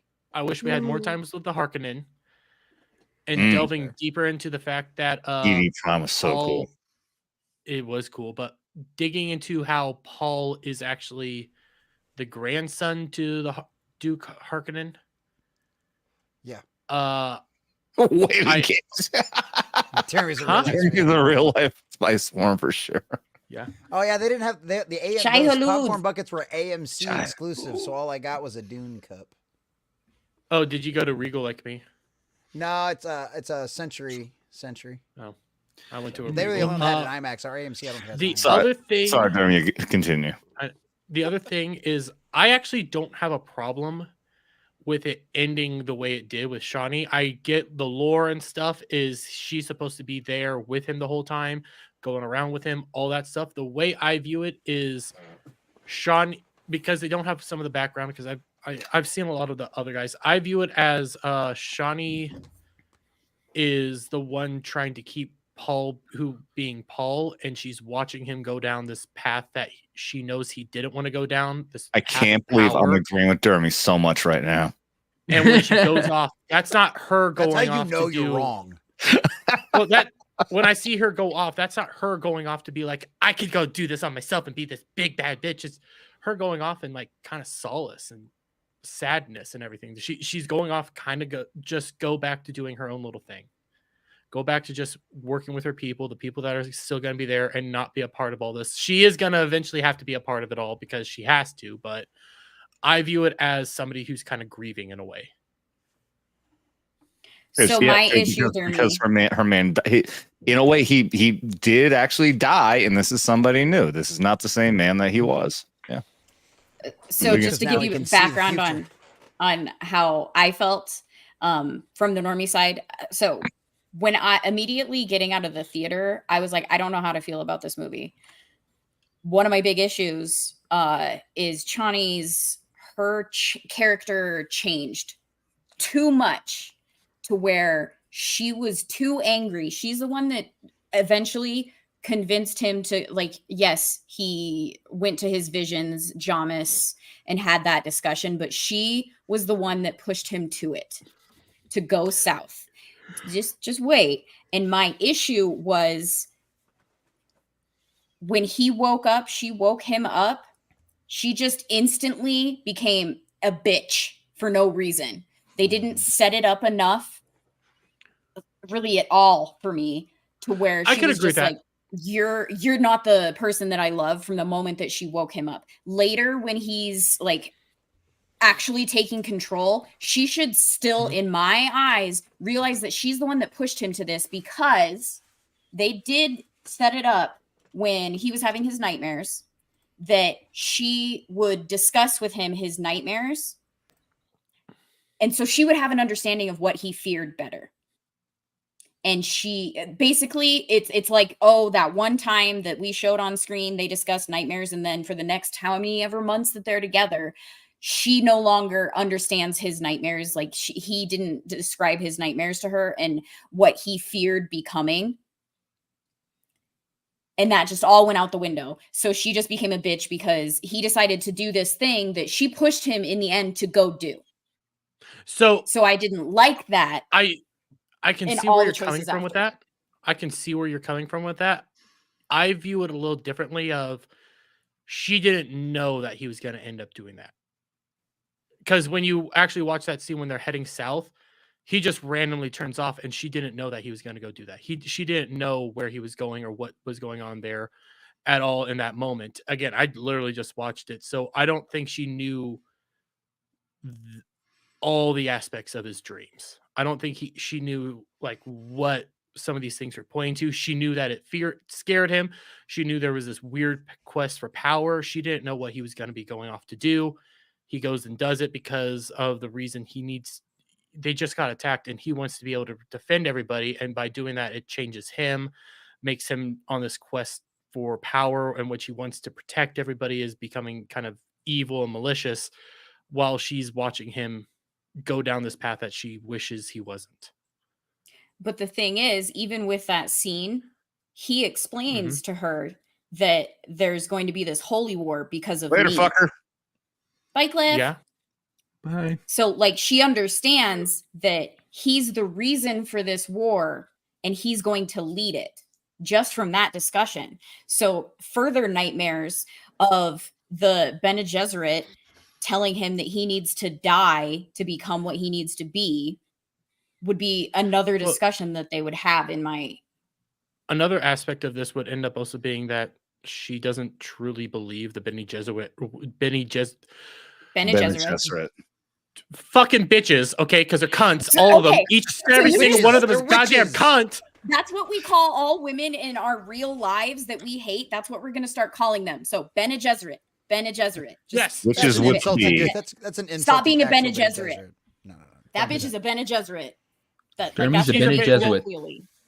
Fuck you, devil. I hated them. I hated every aspect of them, I don't and think she you're was supposed not to a fan of them, and she never truly believed any of the tales to begin with. The only time when she kind of showed that she might believe some of it was that whole tear thing. But the thing with the tear is she was forced to do all that by the Bene Gesserit bitch. That's his mom. That's also daughter.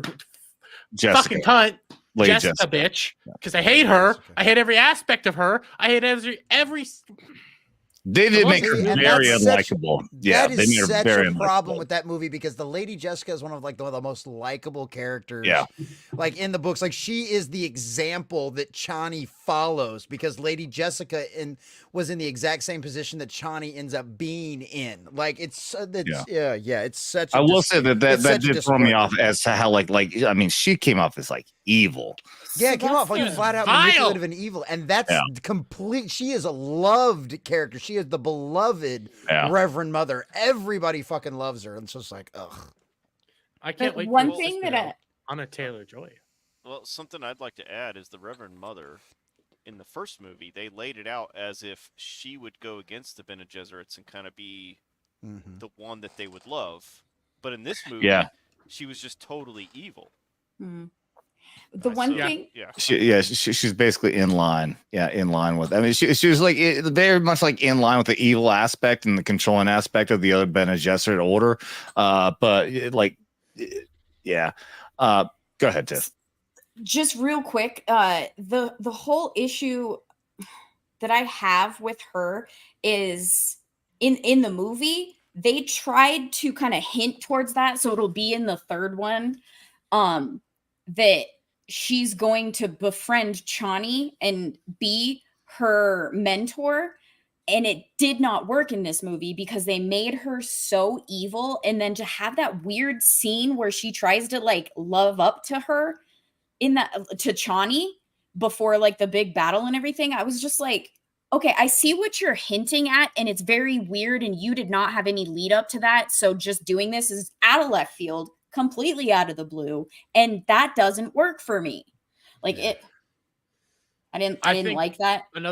I think another aspect of this is they're blatantly setting up the like Messiah or whatever they're going to do in Messiah. So there's more to the story. They're doing a different take on everything. I don't hate the movie. I actually really fucking love it. So like that I'm was a the whole other lot. thing I wanted to tell you, Dermy. So like when I first got out of the theater, I was like, I don't know how to feel about this movie. So I privately messaged Ren Nerd because I knew that he had a bunch of issues with it. And I was just like, I don't know how to feel about this. I really don't like Chani's character change in it. And he like immediately, like in a fury, I could just tell because he sent me a lot of shit. I know. He hates it. Do you care if I spoil something from the books for Dermy? I already did for the chat and everyone else. You don't care? I don't care. So Chani, after that change that he goes through, like drinking the water of life, she's actually the reason that she's his pillar, the rock, for him to get through everything until the end of the movie. I could believe that. And it pisses me off that they did what they did. Like it felt so weird for her character to do what she did to me before I even knew any of that, Dermy. Like I felt like they just flipped the switch and she is this like bitchy character that doesn't give a shit about him at all because of her anger, and they draw it on. They drag it on way too long to where I she took is that- just this completely different character. I took that very differently. No, she heard from third parties. You didn't read No, the- no. Yeah. So I reached. I got that. No, Oh, you're Tim talking- Hayes Tim- was Tim asking. Hayes I was thought you didn't asking. read the books. Um, When I reached out to Renner, Adam the he Renaissance explained nerd. that to me. And so that it made me more upset at the film because that would have been a better story. I And didn't changing get- that doesn't make any sense. I didn't get that aspect that she's becoming a bitch. I see her as kind of being more grieving, as struggling with what's going on there. I don't see her agree. as being a cunt. No. I agree. I Grieving see her. women- I'm agreeing. Dermy again. Someone fucking shoot me, please. I told Like, you this means you're wrong, Adam. If you're agreeing with Dermy, you're wrong. But at the same time, I also still. I don't see her as becoming a bitch. I see her as she has lost her man. Her man has become a completely different person. This would be like what somebody thought as being a loving husband is all of a sudden be turning into a drunken, abusive asshole who punches her every fucking night. But that when her change to that bitchiness takes place, like I explained this to Adam, I'm explaining this for Dermy. Her change was just immediately upon him waking up because why did you do this? And that wrong again. No. So she instantly flipped the switch when she slaps him and everything. Okay, you got him. Okay, He remember didn't back. change though. Remember back when you went in the first No, that's movie not when we Dermy. first meet her, she is a hardened fucking warrior. Now in this movie, you've seen her soft side exposed to him. She exposed her soft side to him. That is still not her when she's on the outside. So when she switches, what you see is her switching back to her tough warrior side. I don't see her turning That into never a bitch. left her, That's even her with switching him. back to I am now closed off. My wall is no longer. My wall is back up against you because that was her when she first met him. He was an outsider. And I She- disagree who- with that. I disagree with that aspect of Okay, it. go ahead, make your point. I go solely to this idea of grieving. You just went against everything that you promised me you would be. You went against every aspect of this. You knew you shouldn't do this. You knew this was a bad idea. You did it anyways. No, she didn't. Every time you say that doesn't make logical sense because she was trying to keep them together. She was trying She to was keep the them all- catalyst No, she to wasn't. send him south. No, she fucking wasn't.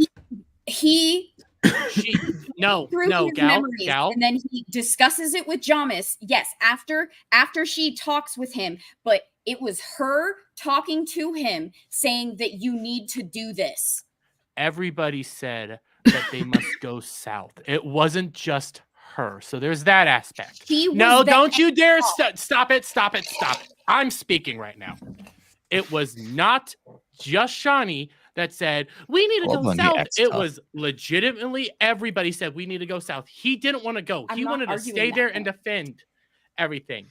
He goes out, talks to Jonas, sees his visions. She comes there to comfort him, and he then says, "I'm gonna go." Yes, that is exactly what happens. She goes down there because she's worried about him. She loves him. No shit. Can I make an observation here? Please. We're arguing over stuff that traditionally nerds argued over and not over, like, is it woke or not? Yeah, I think it's kind of girl bossy woke.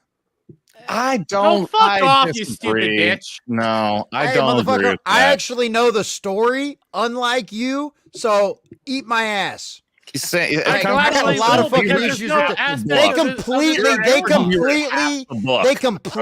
They completely. Yeah, but I actually have watched the sci-fi miniseries. It's a whole hell of a lot closer. I own the to the original DVD, book than I bitch. do. I know this That's what I'm shit saying. too. That's what I'm saying. That's why I have such a fucking problem. They turned Cheney into a girl boss versus being a pillar and a rock for her man. That's my fucking problem. everything you're saying is no Jesse, longer a hold pillar on, Jesse. I respect you, dude, but I think you're coming from this from just that fucking jaded perspective. I think you're seeing woke and everything. I loved the first one. I absolutely loved the I know, and in this one, they put what can be perceived as girl boss type shit. I don't think that's what they're doing, dude. I think you're just coming from with the jaded perspective. That's my personal opinion. Like I said, they completely changed her character. They completely Can I changed her ask character. Jesse, what was your score out of 10 for this movie? Like a 7. That's So what still everyone's a good saying. movie. So still a good That's movie. what I said. It's still a good Yeah. movie. I just can't stand the changes they made to her character. And that's fair. So I actually said it was a 6, and I can potentially, if I decide to give it that, a 7 only because of the visuals bringing it up, but I still need to think about everything and balance it out. I mean, like I I give it a don't- 7. I don't get this aspect of her not being his rock. There was literally a scene when he's battling a Fade of what's his full name? Fade Rutha. Rutha or Brafa? Whatever. It doesn't When matter. he's Rutha going- or Rafa, whatever. When he's going up against Fade. Fade and he gets knocked down for the first time, like is like on the ground, he takes one look over at Shawnee and goes like, "Oh, that's your pet," and just starts slowly walking over to her and goes like, "Does she need special treatment?" Intimidating her. When he sees that happen, he gets fucking serious and starts battling Fade a whole lot more. That doesn't make her A lot his of this, rock. a lot of this is him doing this for her. He is doing this for her, and he's depending on her. That is her. That's his rock and pillar right there. He loves That's her him. no matter what. That is And him. she That's loves not- him. No, she's not treating him like someone she loves. She's treating him like an She's assignment, treating- like her lord. This is still the point. There's the progression to where she loses him. Mm-hmm. Okay, it's the multiple. Okay, it does start when she slaps him, but again, that's more like, hey, you said hadn't you changed said you weren't at going that to go out point. drinking this night. Now you're sleeping on the couch. Then it went to the fucking big fucking speech, and then all of a sudden, yeah, now it's like, okay, I don't know who this man is anymore. And then it goes to now I'm going to marry a completely different fucking woman, which is obviously outside of her tradition because they didn't point out in the movie. I remember there's a scene where they're talking about the difference about him being a duke and everything else. And she says, "You're not a duke. You're a part of this, this, and this." But then he goes back completely. Now he's a fucking messiah. He's a religious zealot, and he's the fucking emperor of the universe, and he's fucking marrying a whole entire fucking woman. That is the completion. It was multiple stages of where all of a sudden now he's a completely different man from what she thought of him as before. And that's where they laid the fucking ground when she says, "I will love you and be with you as long as you are who you are." And at the very end, he's no longer the same man that she remembers. And I think you're giving way too much benefit of the doubt for that. And I'm not going as far as Jesse is saying that it's woke. Like I can see his point, like why he's leaning towards that. I don't consider it in the same light. Like she's strong. She's lived as a Fremen her entire life. So she is capable of doing everything and being who she is. Like I can see that. And just like he said, like his warrior wife, that's fine. It's that the final act, I do not see her character taking that path. She has supported him. She hasn't treated him as a messiah. No.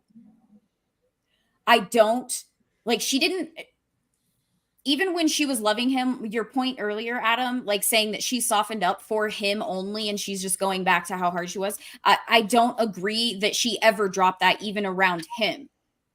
If I can correct, I'm not saying that she changed. I'm saying like every woman has a soft, every man has a soft side. So we only reveal that to special people. She revealed her soft side to him, and then once everything changed, she put that wall back up and said, "Now I'm going to be a bitch to you. You. I'm going back to that fucking woman who was about to fucking kill your ass back when you were fighting my boy Jameis and all that." And I don't see her character taking that path because there was no setup for her to just do that. The actual setup was her to follow him and support him. And that is not what she's doing. She's not being there with him. So that was why I was disagreeing with Dermy, because at no point after that fact was she there as his mental and emotional support. That's how she is. She will be his pillar in the background to be, you know, that I am here with you and I support you in what you're doing because I know that this is the only path that you see because you did what you had to do. Like she advised him he needed to do because he still wanted to stay behind when she came up to talk to him. She was the last person to talk to him. I'm not saying that everyone else wasn't also saying we all need to go south. Everyone was saying that, and he still was making the choice to stay in the north and do what he needed to do to avoid becoming like whatever they call him, Space Hitler or whatever. Like he had not made that choice until she was the one that pushed him over the edge to then go commune with Jamis. That's exactly what happened, Dermy. No, Like, I you should- literally just got home from the movie. So happened? did I.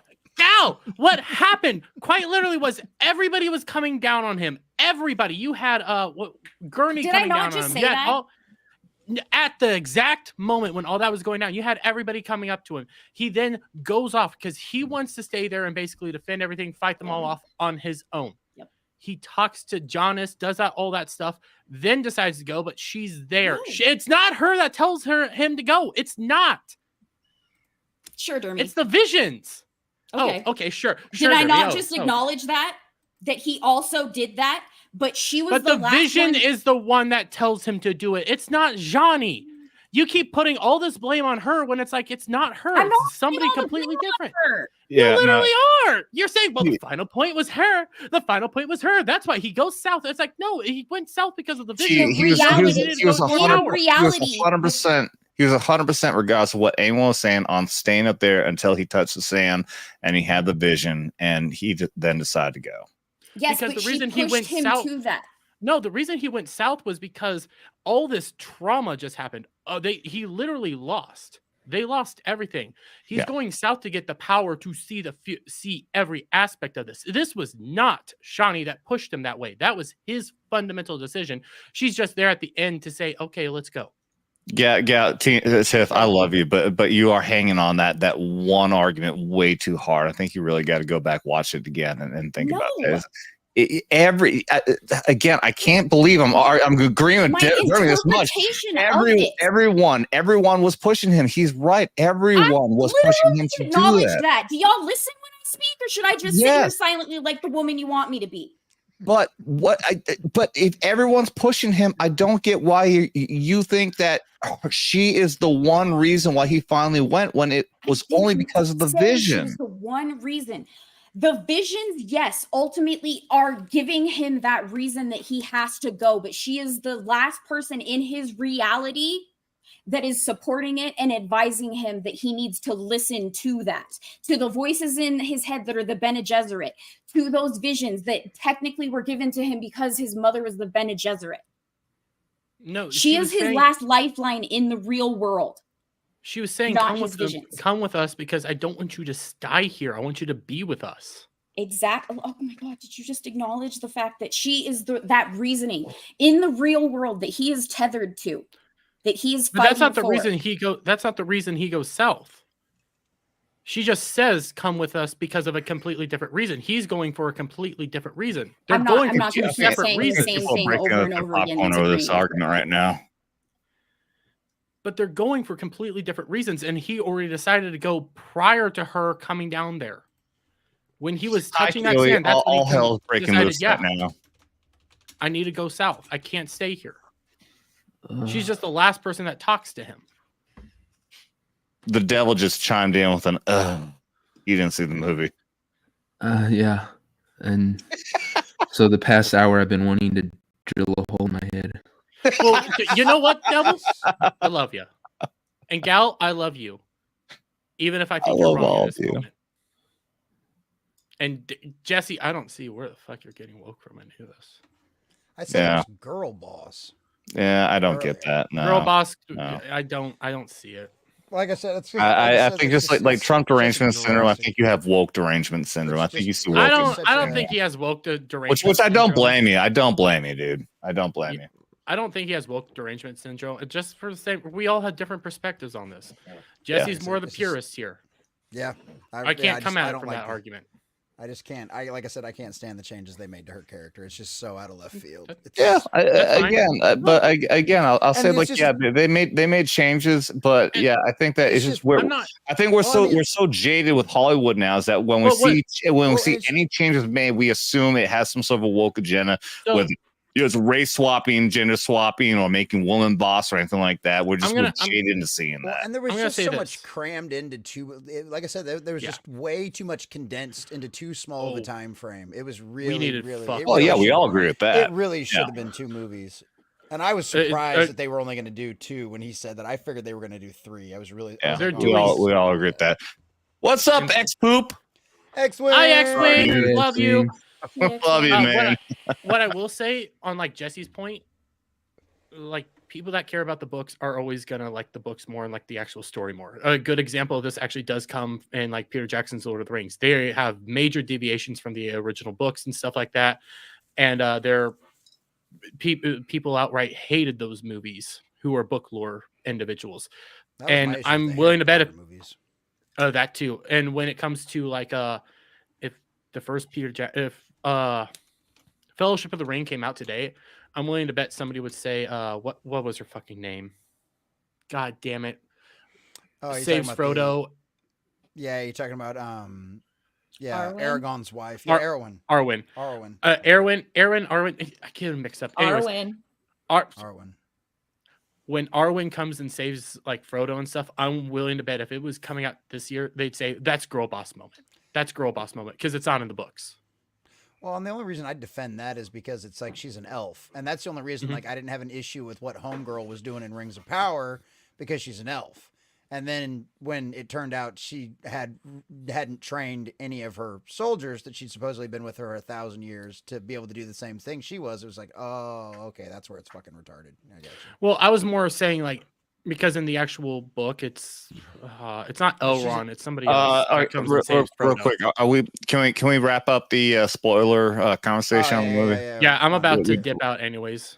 Because I still have my own stuff I gotta go do. Let's we'll wrap that entire conversation up. And we're up at 3 hours, so can't believe we talked 3 hours about this one fucking movie. But That's how good it is. Good to see it. Good conversation, dude. It is a good long conversation, and we have disagreements. I think everyone should agree that we all still love each other. We just have disagreements. Right, Tiff? She wants to stab me right now. Tiff, we love you. I see her in her eyes. She's killing us slowly. Completely and painfully. Some of my ire towards y'all tonight has nothing to do with you, so I'm keeping silent. Fuck this shit, I'm out. I thought she might actually laugh. She didn't even giggle. Aw. Do I need to take my shirt off for you? No. You know, I saw you smile. I will stab you. I saw you smile a little bit when I said that. Like I will stab you. So. She was thinking about I see a smile on your face. See, I saw you smiling. You love about us. Stabbing you. That's why. That's makes her happy. besides the point. That's besides the point. See, you're smiling.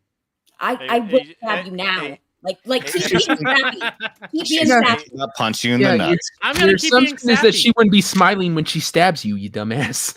Well, that's a good point. That's a very valid point. How's your Pongelian?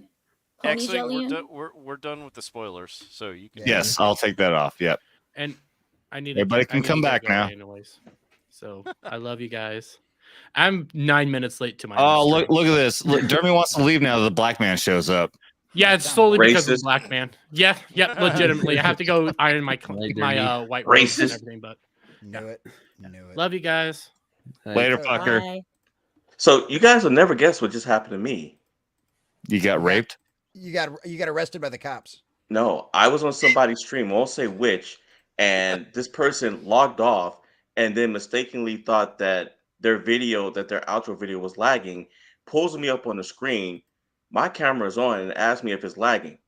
This person forgot that they had not turned the stream off. Oh shit. Oh. Face reveal on accident. Face reveal. And someone in the chat made it a point. Oh, look, it's Laurence Knight's face. And I was like, oh, jeez. Hey, you very briefly showed your face on here before. In the background. Yeah, it's no big deal. I mean, I've shown my face before anyway. On stream, yeah, like really quick. But I mean, one single screenshot's all it takes, dude. Yep. Yeah. It's like a dick pic. You know who I blame for it though? Somebody with green hair and hates liberals. That makes sense. So somehow it's my fault. Got it. Oh yeah, the bitch.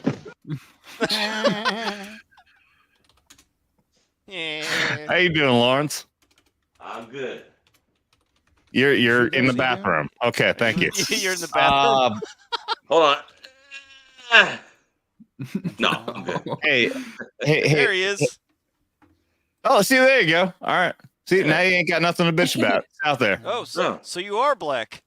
I can't see him. Can anybody? I was just gonna say, can you smile? All I see are two white dots floating in the eye. Smile. We need to see your teeth. There you go. Now I can see him. Oh, Now shit. I can see It's a him. Cheshire cat. It's so funny because it's so vibrant. Hey, Yeah, it's like it is like the Cheshire Cat. It's like, oh dear God, that's terrifying. Holy shit. Wait. Oh, that is fucking great. That is great. No, God. It takes me so long to find these ones I don't use very often. Now we got your black ass on camera. What do you think about this black ass? Jesus. Oh man, come on. Oh, whoa. dang. What? That's even Dermy. too much Are we back watching taco for Lizzo? Dermy. Yeah, no I love shit. Dermy. I think got she's caught off smaller guard. than Lizzo. Yeah, That's smaller than Lizzo. I'm pretty Yeah. sure. Maybe.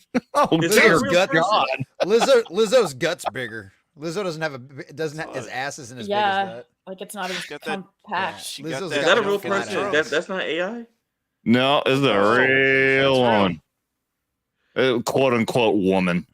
Can you imagine if you were laying down and she slipped and fell back on you? Look. I ain't trying to fat shame, you know, but don't wear shit like that in public. Wait, that's the Like- thing. This is the result of the Lizzo, though. She thinks she's fucking beautiful. That's crazy. Get that off the screen. My eyes. Yeah, me too. Me too. It's You need to get into wrestling. Her leg drop would be legendary. Damn, when It's Zoo that- lost their hippo. It's that meme of Homer Simpson like pouring bleach into his eyes. Oh yeah. Oh god. I had that ready. I've actually had that video ready for like 3 weeks. I wasn't sure when to use it, but now that you show up, somehow that works.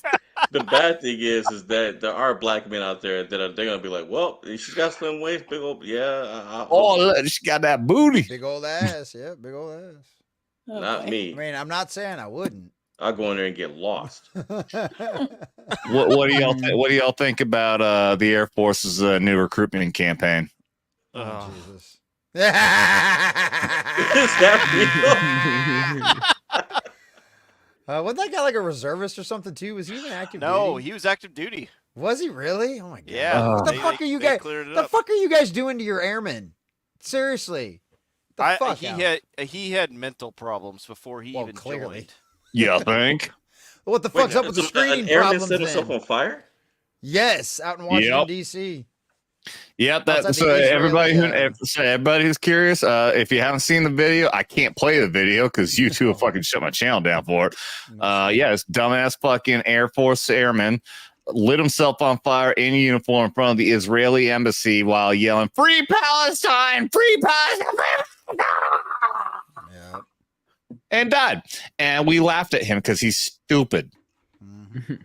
And then they got mad at the embassy guys that came out with weapons because it's like you never know. It's an Israeli embassy. They're expecting terrorists. The worst. Attacks. Well, yeah, but the fucking law enforcement officer's doing what he's supposed to do when somebody's suspicious. He's pointing a fucking gun at him because you don't know. Well, we talked about this on my thing. When something like that happens, when you actually see somebody that sets himself on fire, you have to process what you just saw. Your first reaction is to be like, whoa, whoa, whoa. Like, so they have people like bitching at them saying, yeah, you're coming out with guns. You should have fire extinguishers. Well, like I said, if they didn't know what they were expecting. Yeah, They it takes a just couple didn't know. minutes to Crazy. figure out what you just saw. The guy didn't have a fire extinguisher. All he had was a gun on his hip. No, but they said they should have got a fire extinguisher and ran out with it. Dude, is what I'm saying. Oh, And- with and the it- heat. Didn't in the video they said that the guy was like, we don't need weapons, bring out fire extinguisher. Yeah, well, one of the guys did eventually he say that. Yeah. immediately responded. All he had was a gun, so he immediately responded. Come out there, guy's on fire. It's an Israeli embassy. You don't know if that's a suicide bomb or something. So he came out there doing what he thought was best, and then he called in his people. But by that point, he had poured gasoline all over himself. It was too late. And well, here's the thing also is maybe he was suspecting that maybe there's something else, because it's always the same thing. Like when you're out in Iraq, if there's a fucking IED explosion, you always have to anticipate the secondary assault. When there's an IED explosion, typically the standard was that then the enemy is now expecting you to respond to the IED explosion, and then they attack you while you're vulnerable. Maybe the guy's doing the right thing. Hey, something weird is going on. I'm going to have my gun at the ready. I don't blame him. The dude doesn't have a fire extinguisher, and what's he supposed to do? Hit the guy with the gun to put the fire out? No. Well, it would have been funny. It would have been funny, yes. Like literally, they don't. Yeah, he's on fire. He's on fire. I'm gonna hit with a stick. Oh my god, stick is on fire. Oh shit. That's called. No people go through this training. If somebody's crazy and lights himself on fire in front of you, make sure you grab the extinguisher first. No, go with your training. Your training is this could be a threat. He didn't have, exactly. He didn't have an extinguisher. You're right. You are exactly right, Devil. The guy did what he was training to do. Something weird is going on. I'm gonna do what I have to. I'm defending the fucking embassy. That's his number one priority. I'll say this: in any situation like that, if it was a non-human in that situation, someone would have used the gun to use mercy, if you know what I mean. It's kind of what I was thinking. Like, my God, that fucking dude's suffering. But at the same time, he was a stupid person. He was stupid. Let him burn, fucking suffer. Oh, I'm sure he still is. Dude, I have no sympathy for that idiot at all. First time I saw that video, well, obviously they could play the whole thing, but it wasn't loud crowd, and they were laughing at him. I had no, I was not upset in the slightest way. No, laugh at him. I'll say this because I'm still in the Air Force, and anytime there's like a suicide event or something crazy, the Air Force is quick to talk about it. They are strangely quiet about this situation. I wonder why. Yeah, big surprise, huh? No one's talking about it. Via official emails, no one is talking about it. Big fucking surprise. Yeah. Oh, right. Let's fucking 3 hours and 11 minutes. I want to close this shit out. Are you laughing at me or someone else? What? Yes. Like, there's no transition. You're just. I know. I'm trying. Like, what can we end on a high point here? I don't know. We just talked about a fucking airman setting himself on fire. Well, at least we can laugh at him. Going on tour with his band. I mean, we ended up on a warm point at least. I'll give you a rib shot for that.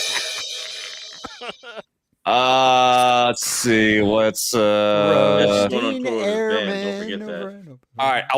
I'll tell you what. This isn't a high point, but at least I want to play it because I want to get an opinion. What the fuck is this? What in the ever-living shit are we looking at here? What turtles? The hell? Just look. At first I thought it was fake. At first I thought these things were they're turtles. Watch. It looks like. They're not turtles. Watch, and they're not even dead. Watch, they move, dude. They move. Look, that one right below it, it fucking moved. Yeah, it looks like I'm telling you, I'll just multiple times. Watch, he's about to touch another one. That one right there, his fucking little snout moves. These things are alive. The fuck are they? Their arms move. What are they? The fuck is this? They look like turtles. What are they? They're stacked turtles. Kind of weird, fucked up. They're the ass of like turtles. It does look like the ass of turtles, but like some kind of mole, maybe. Okay, but is this the ass or the face we're looking at here? Well, if it was a mole, I would think it kind of looks like a deformed face, but I don't know. That's from? Well, I don't know why they're stacked in there like that, but I think that's the thing. Why are they stacked like that? They're alive. These things are alive. Move. If it's in an Asian country, they're probably storing it for dinner next week. Who knows? That motherfuckers will eat anything. It is so weird. So you don't have any background on the video? You couldn't. Find No, anything no. about I found it on Twitter. Are there comments below to? You know, yeah. Let's look at the comment. Oh, turtle power. Turtle Yep. power. Yep, Turtle yep. I think Baby Turtle thought the hippo. Oh, that's Yeah, it's just okay. That's a cute video. Brumation. In the winter, turtles enter a state of dormancy called brumation, which is similar to hibernation in mammals. Cold temperatures cause the turtle's metabolism to slow, causing him to become that's sexist. You misgendered them. To become lethargic, lose his appetite, and fall into deep sleep. In the wild, turtles who experience this will bury themselves deep underground to protect themselves from the elements. And this is still doesn't explain why they're stacked on each other, though. So those were turtles. But it doesn't explain why they're all stacked on each other. Yeah, that's kind of the weird part. That's kind of the weird. It's sharing body warmth, I'm sure. Right, they might as well all do it together. It's a pineapple. Did you guys hear about the crack Willy Wonka thing? Yeah, oh yeah, the really shitty. Yeah, I talked about it last night on my show. What is that? What is That's a turtle slap, obviously. Hey, bitch, They're in a do fight. something. Do something. He's challenging her to a duel. You won't do nothing. You're a bitch. It's like the kid picking on his dad. Bitch. Like, come on, Come on, Dad, Dermy, you come won't on. do nothing. That's what Gal wanted to do to all of you. That's RC. I like turtles. I like turtles. Man, that kid's so pissed off. video Really want now you can he see the died and shell came of back them. to life. It looks I like saw a the video shell of them. recently where they recreated this with the same dude, and yet he Yeah. looks like exactly the same, just like fucking 10 feet taller. Yeah, 10 definitely. feet, huh? Yeah, Oh, so well, they're whatever. turtles. Oh, here I we like go. turtles. There you go. Yeah, they're turtles. I'll turn that Okay. shit off. Yeah, turn that crappy music. Oh yeah, It's turtles, but why are that's they all so stacked? weird. Why are they so well stacked like that? That's so wild. Didn't you say the rule is no nut to butt and shit? Maybe they follow the same rule, man. You know what? Maybe. Well, that too, but also maybe the people who are getting them out probably stacked them and then covered them. Yeah, I would assume maybe that is the case. Yeah, maybe they knew the hibernation pattern of these things, and maybe they did bury them like that. Still Must Maybe be. they're just digging up. Maybe they're just digging up dinner. Yeah. But, Yeah, depending on where you're at. Turtle soup. don't look very appetizing. I'll say that much. What is that? Oh, it's Wait, definitely wait, don't close. Go ahead. What does that guy say about it? Oh, In it this? says it's turtles hibernate. It's turtles hibernate during the winter. Yeah, but stacked on top of each other? Why not? Yeah. I don't like if they travel together, like the Dude. warmth. It's like a perfect square, even though. No. Yeah, but if I have to hibernate during the winter, I'm not going to stack on top of Dermy. If you're cold enough, you will. If you're cold, So not they granted with- retract into their shells. let's You let's know. be honest. did What his would body happen count. if that situation arose? Dermy would go in first, and all of us would be like literally fighting. I don't want to be the one on Dermy. I don't want to be the one on Dermy. Well, do you want Dermy to be You're on gonna be the top? one on Dermy. Or like everybody's fighting to get in first, so they don't have to be with him last. Him being on top. we would draw straws. Whoever get the short straw would probably kill themselves, and then we just have to keep going the same way. Oh, Somebody yeah, I like didn't that kill one. himself. Yeah, that's how I get in there. That's the Dermy turtle. Yeah, absolutely. The Dermy dive. The Dermy dive. All right, I'm glad we landed on a high note. Yay! Yay! I'm glad we looked at the comments. Yeah. See, that's what I figured. See, that's what I said. It looked like turtles. It looked like I turtles. just love how Adam was like sitting there having like an X-File moment. What What is it? What is it? It's some It's sort so of weird. animal. It No, moved. it's look, it moved. It's alive. a Area turtle's 51. ass, motherfucker. Area 51. Area 52 with turtles. Waiting game, dude. You gotta understand, like when I'm showing this stuff, I'm looking only at the page. I can't see the comments, dude. So I didn't miss your joke. I'm just now looking at. Hey, Adam. So Man of Sun River 1982 is better than Dune 2. Is that the joke? I don't know. I don't know what sun. Sometimes- Sorry, I haven't watched Dune 1 let alone 2 yet. So I'm gonna watch 1 and then watch 2 later this week. And then you got to watch 1984 Dune. Well, then watch the Yeah. sci-fi miniseries one, and then read. And then you got to watch the Children of Dune miniseries after that. You do. You do. The graphics aren't as good in that one as they are in the. If I watch every version of Dune, I'll be 85 by the time I'm done. No, that's pretty much all of them. Everything we just said is all of them. You know, I'll say this for a Dune, for a series or books or whatever that is as prolific as it is, it's not as in the zeitgeist as say, Lord of the Rings or whatever else. But it has more, video adaptations of it than Lord of the Rings. That's true. Which is crazy. So, I give them credit. For a series that's not as popular as Lord of the Rings, it's got more, video adaptations. So Well, it may not have as much following, but I would say that I can't say which has more, but Dune impacted so much of sci-fi, science fiction, and storytelling in general that I think there could be an argument to be made that Dune may be more impactful than Lord of the Rings as far as other stories that came after that, because we all know that Star Wars was very largely impacted by it. Yeah. I can't even go through the whole list, but Dune impacted so fucking much of pop culture in general. I think Dune was for sci-fi what Lord of the Rings was for high fantasy. I'll say that. There you go. There you go. Thank you for verbalizing what I was trying to get. Yes, perfect. Yeah, I kind of knew where you were going. Yeah, Lord of the Rings set the bar for high fantasy, and Dune set the bar for like sci-fi high fantasy. Kind of stuff, I agree like because I feel like we need somebody jumping in that fucking rope right there. We need a little animated Dermy jumping in that. Gal's playing jump rope with her hair. My hair. It's green. My headphones. Rapunzel. Green is my favorite color. Green-haired Rapunzel. There's a lot of green. No, I agree with you. That's her pussy hair. She's playing. Wow. Wow. I'm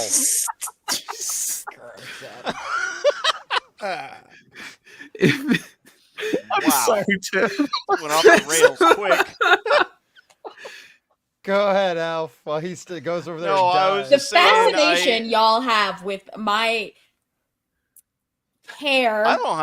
I don't have any. Yo, I didn't fascination. say that. I don't give a shit about your hair. I've been meeting between Ballbusters and Skinemax over the last week and a half. I don't give a shit about your hair or lack thereof. Nope. Yeah, I had nothing to do with that. No, that what I was hurt saying me. is, yeah, I hear a lot of people say that a lot of the stuff in high fantasy is a lot of it is derivative of Lord of the Rings, and I could say the same thing for Dune. A lot of the stuff that's in current day sci-fi is derivative of Dune. And I feel the same way about 40K. Like 40K, I look at it, I'm like, holy crap, 40K is this huge universe that I can't even get into because it's just so much to wrap my head around. It's really simple. It's really simple. Start with the Caiaphas Cain books. You can get them on Audible for credits. They're really good. They're a really easy introduction. It's pretty much a normal guy in the Imperium, and he's a badass and he's funny. But it's like 40K has stolen from everybody. Yeah. 40K has ripped off everybody in every aspect, plus created their own thing too. But that's how I feel when I read Dune, because 40K is later. Obviously, it takes from other things, but Dune is earlier, and it's a lot. It's a big universe, and it's a lot to take in. With Warhammer, you need to watch Event Horizon. I've seen Event Horizon. Because that's a great movie. It's technically part. Yeah. Yeah, it's technically a 40K movie. I've Really? heard there's theories. Yeah. I've heard there's theories that's the fan theory. Part of the 40K. Like universe. basically, the Event Horizon traveled to that realm and came back. Yeah. But I'm explaining it for Adam.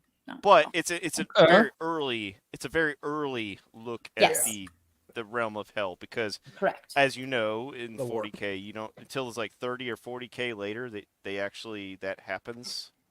So Yeah, I don't know. they're I'm not. out of I'm not an expert on 40K. I've watched a couple of YouTube videos explaining it, but it's a lot to take in. I've If wanted to anybody look wants a- into it. I if had anybody somebody wants a pre- share. Go ahead, If anybody Jess. wants if anybody wants a precursor to 40K stuff, I've got 40K videos over on G&G Tabletop. We've got an intro to the world of 40K, the Emperor, and a bunch of stuff on the Dark Angels so far. So there's some good videos. I'll have over to there check that watch. out.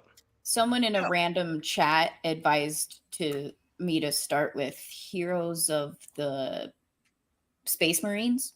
So that's what I started with, the book. Yeah, you can do that. That's good stuff. Okay.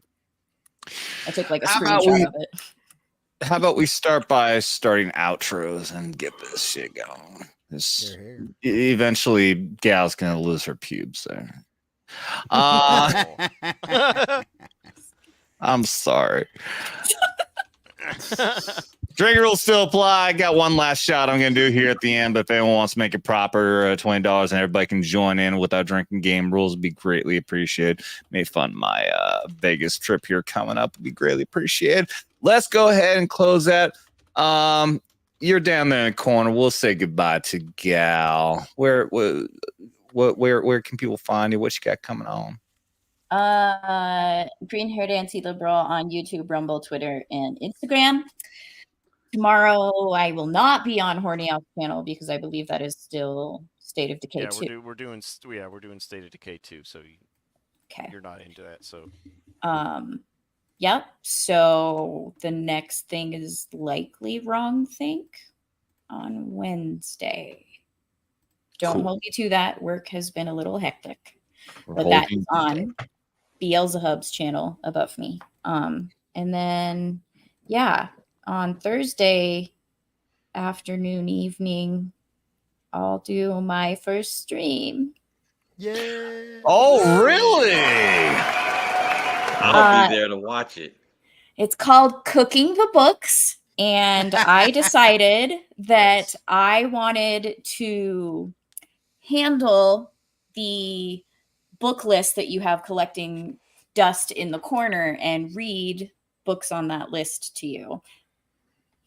Technically my list. I'm starting with Animal Farm, but I will be reading to my audience, and then it'll kind of go from there. Once I'm done with Animal Farm, I'll kind of poll, chat, Twitter, all that stuff to see what book you would like me to read next. It's kind of like the idea of people driving home from work, like an audio book, but I'll also be interacting with chat and everything. And I have a book list myself that's collecting dust, and one of my favorite things to do is read. So I wanted to do what I love, and maybe y'all enjoy it too. And if you want to fall asleep to it on the replay at night, please feel free.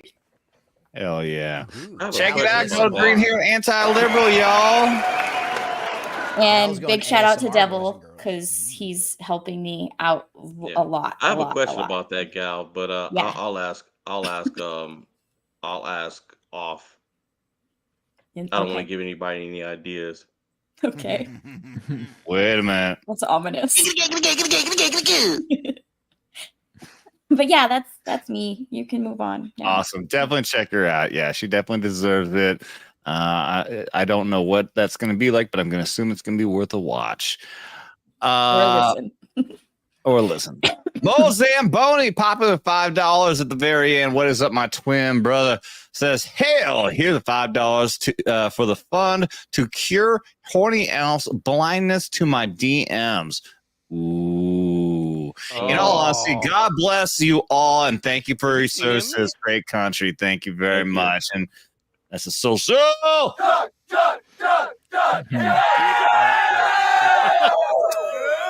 I didn't know Calling you DM'd out, me. Alf. I'm looking right now. What did you do? Guess I didn't respond to it. Shame. Shame. Shame. Admonish. Shame. Horny Alf, since the talk's on you, what up? Hey, I'm Horny Alf. You can check me out on Twitter, YouTube, Kick, Shame. Twitch, Rumble. Sorry, go ahead. YouTube, Kick, Twitch, Rumble. On YouTube or on Twitter, you can find me at @hard_furry. I usually announce any of my streams and drop like links to my videos on there, so if you want to check it out. Normally I'm here on Saturday nights, on Friday nights, on Dermy's Ballbusters show. Sunday afternoons we normally have our Star Trek Engage show at 3:15 Central Standard Time. However, this Sunday and next Sunday we're off because we're taking a break. We just finished season 1 last weekend, so you can catch us after that. We're going to be starting season 2 of the original series. So come check it out. If you miss any of my Star Trek Engage shows and it's not up afterwards, you can catch it on Rumble because YouTube is really strict about hitting for copyright. But I multi-stream to Rumble, so you can catch those episodes on Rumble as well. And I've been doing Ballbusters, use the word Ballbusters, but Ballbusters, Gangbusters on Really Rumble. emphasize that ball there. Yeah, I'm getting gangbusters on Rumble with I'm getting like 150 views on Rumble, with the Star Trek Engage shows. So it's like my best stream on Rumble. So come check it out. And then tomorrow night we are playing State of Decay 2 on my channel at 11 p.m. Central Standard Time. It's going to be me, Devil, Renaissance Nerd, and Static 2020. We're going to continue our work through of that game. So come check it out. And I may actually be able to make it there because I am going to have to fast. I can't drink or eat or do anything for a fucking exam thing Monday morning. So I might show up for that. Butt checked out. Yeah, I can make room for you. I'll send you the link. You can watch us make fools of ourselves in the zombie apocalypse. In all actuality, they want to look at my liver because my doctor said it looks bad. Or no shit, I wonder why. Thank you, guys. Thank you, Hal. Mr. Laurence Knight, who is in the night, all you see are his teeth and his eyes. That's right. So, yeah, normally you guys can catch me right here on Skinemax when I can be here as often as possible. Also occasionally on Wrong Think.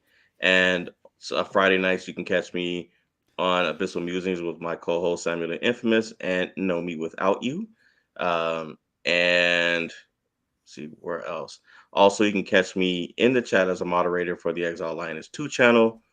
And that is it. Next week I will be out of town. So I may or may not even be on the internet at all. So I have no idea. But yeah, that's normally where you guys can catch me. You're not allowed to leave, fucker. You're gonna be on here. You hear me, boy? Yeah. I'm only going to say that. Oh, he laid out the boy.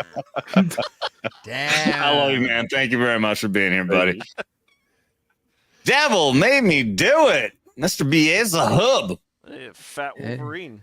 Yep. Yeah, fat Wolverine. Plus size Wolverine. Be nice. Husky. No, I am Devil made me do it. Wolverine. Yeah. At least I'm not wearing a pink bikini thing in public, right? I mean, that was crazy.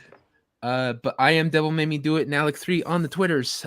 Come check me out at Beelzebub, my channel, where I do Wrong Think every Wednesday, every Friday going into Saturday. We got the pub, Beelzebub, and then every Sunday we are doing Get Ranked. And this Sunday, not tomorrow, but the Sunday after that, we are doing a special Vets Talking Invades and Occupies Get Ranked. We're gonna have a bunch of vets. We're gonna be drinking and we're gonna rank military movies. So you're gonna have a bunch of drunk vets arguing over which one's better, Full Metal Jacket or Saving Private Ryan. And so it's gonna be really a good time. We're gonna be taking tips so you can get Adam to Vegas. And so yeah, definitely come check that out. And on the 8th, on Friday the 8th, me and Dermy Wermy, for both of our birthdays. I got my birthday's on the 4th. His is on the 11th, I believe.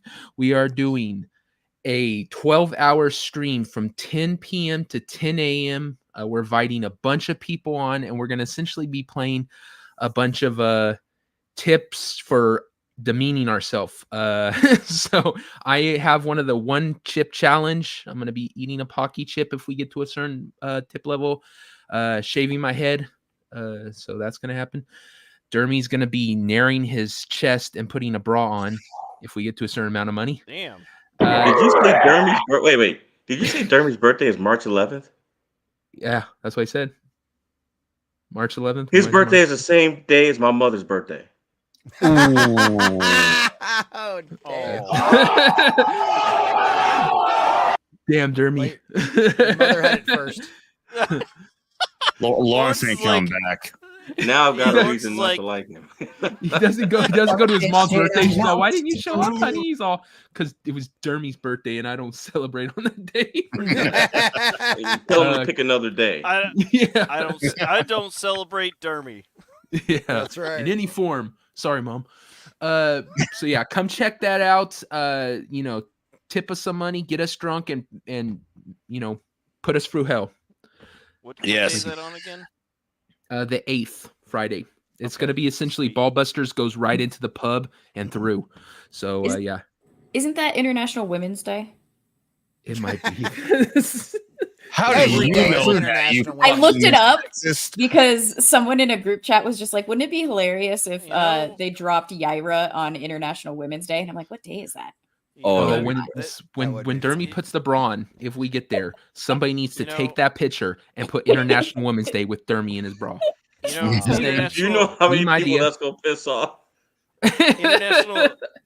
All the right people. International Women's Day makes sense for Dermy. It's one of his streams, so. Yeah, thank you so much, Devil. And yes, the when we do the vets ranking, that's what I want to call it, vets ranking war movies, that will be primarily streamed here on Vets Talkin, so you don't got to go anywhere. However, I do ask, if you do watch that, do also subscribe over to Devil Made Me Do It over at Beers Hub, so you can watch future episodes over there, but it will be directly streamed over here while he's simulcasting over there, and then we'll be able to do the super chats and all that good fun stuff, and very much looking forward to that. We do still have open applications. We still haven't created the list, so Lawrence, everyone else, y'all want to join up, we got to talk and get that list for the panel all situated. So that's gonna be a lot of fun. Thank you, Devil. No problem. Jesse, the common nerd, what you got going on? Tomorrow we've got 2 p.m. I am also trying to raise money to get to Vegas. Tomorrow we've got 2 p.m. We've got the Bible study. We stream primarily over on Rumble. I do have a new YouTube channel out there as well that just crossed like 100 subscribers. But we are 5 followers away from 650 over there on Rumble. So if you haven't already come over and follow the Rumble channel, please do. That's pretty dope. And then tomorrow at 6 p.m., Sunker, I, and Mr. Grant Gregory will be reviewing When Doctor Who Was Good. We've got some new drinking rules over there as well, that way to keep us a little more coherent through the first few episodes. So come check us out for that. We're going to have some new drinking rules, and Sunker should have a good time as well. And then Monday through Friday, 11 a.m., I do the morning prep, where we cover pop culture news for a couple hours and go over all of that kind of stuff. And then in the evenings, I've been playing video games. I've been playing some Helldivers as of late. Probably continue on with that one next week. Got a couple of the guys that have been coming in and playing with us. If you guys know Griffin in the chat, Griffin's been playing with me the last few nights. So that game's been a lot of fun. We're enjoying that. And drinking rules always do apply for those games as well. Like I said, trying to raise money to get to Vegas. Maybe if you guys want to see me do the 1 chip challenge, I'll order some of those. We can do some dumb, hot eating stuff on my streams too. I don't care. I ain't doing that shit. Fuck that, I'll do that shit. Are you kidding me? I'm trying to raise money to get to Vegas. Hell yeah. We'll do dumb shit. We'll do dumb shit for donations. So yeah, come check us out over there, and that's all I've got. And then obviously I'll be here Saturday nights. Friday nights we got Comic Shop Talk. Saturday nights we're here on Skinemax Saturdays, and yeah, we're all over the place. So come check us out, please do. Fuck yeah. Thank you, man. Thank you. Appreciate the fuck out of you, brother. Vegas is gonna be a damn fun time. I'm looking forward to it. I still have not even booked anything yet. I'm still basically just hanging on to the hope that I will be able to get a hookup, whether it's Quarter Black Garrett or Beard or someone to get me into the fucking event, because I don't have my pass. So if I do go down, I'm just going to have to hope that somebody's going to have to give me a hookup on that. That being said, I haven't done this in a while, but I got to give a big shout out to everyone who is a member. We have 156 members here in Vets Talkin. Look at all this, all the people here in the Tropic Thunder, Simple Jack going all the way down. We got our first sergeants all the way down here. I'm missing. Oh, this is not even. I got to go to another page. Holy shit! Switch over to the next page. Yeah, all the staff sergeants here, and scrolling all the way down to all the first sergeants, which includes JD and Dermy. Yeah, yeah. Look at one more month, and Dermy and JB will become our very first captains. They are about to get promoted to captain here pretty soon. For 1 fucking year. That's fucking amazing, man. I'm still blown away that we have this kind of support going on. I can't thank you guys enough, man. I cannot thank you guys enough. I never thought that we'd be here, but you guys are fucking amazing. And to that, I'm gonna give one final shot, and this is to everyone out there who supports this channel, all the people here who help me with the production of this channel, and that makes this channel fucking great. And with that, to honor that properly, we will now shoot Dermy in the dick. I'm freaking out. Okay, go.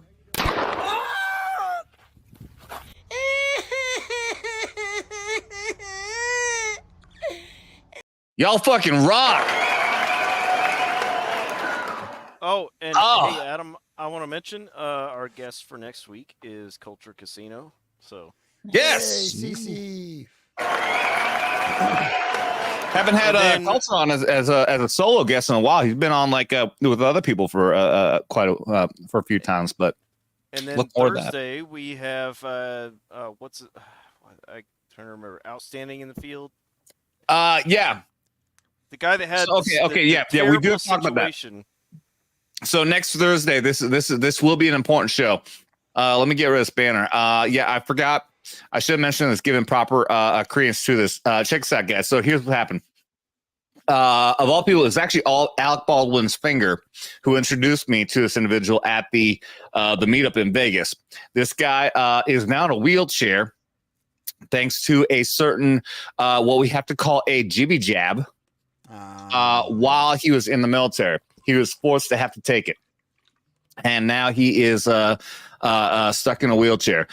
He is now a traveling advocate against that, which we can't even fucking talk about, which is so fucking disgusting. So what's going to happen next Thursday? I'm going to try to make this happen with the Rumble studio. But no matter what's going to happen is we'll come on here on both Rumble and YouTube as we always do, and we'll do a little bit here on YouTube to explain what we're about to do. But then we're going to do the whole show over on Rumble, so we can talk about openly and truthfully about what's really going on with this situation and get his information out there, which YouTube censors. Why? I think we all know why. But nonetheless, it's going to be a very heavy episode. I'm glad that we actually got things coordinated. Me and Horny Alf talked. Initially, he was going to come on a Saturday. Actually, he was supposed to be on this Saturday, but this is definitely a Thursday knife hands type of episode. So do check out. Come here and check it out next Thursday to hear his testimony on Rumble as to what was going on, his situation, and hear his story. And let's see if we can get some information out there that needs to be heard very, very vitally. But that will be, like I said, the whole show will be on Rumble. So I recommend, if you haven't already, go to Vets Talkin, drop the G and you'll find me. As always, thank you, Mr. Common Nerd, for dropping that. Go there, subscribe to a Rumble, and just hop on there. There's no reason to come to YouTube and then go over there. But that should be a really enlightening show, to say for the very least. So that being said, I know that I was trying to end things on a high note. I hope that was a high enough note. Thank you guys so much to everyone here on the panel. This is a very fun fucking show. Thank to everyone over on the Salty Nerd podcast, Mr. Matt, Kadish, and Alex, who showed up there, who's been on the show before. I'm looking forward to coordinating with those guys. Sounds like we might actually be able to do something at some point in the future. And I'm looking forward to seeing them in Vegas And I hope to see all of you following us in Vegas. It's going to be a lot of fucking fun. Let's see if we can make that happen. Thank you to everyone here on the panel, everyone in the chat, everyone out there who dropped the super chats. I fucking love you so fucking much. That being said, remember to share us out there with everyone because you don't got to be a veteran. Double tap that like and subscribe, all that fun fucking shit as I try to ramble this out and be trying to coherent as possible. But you don't got to be a vet. Just don't get butt hurt. You've been warned.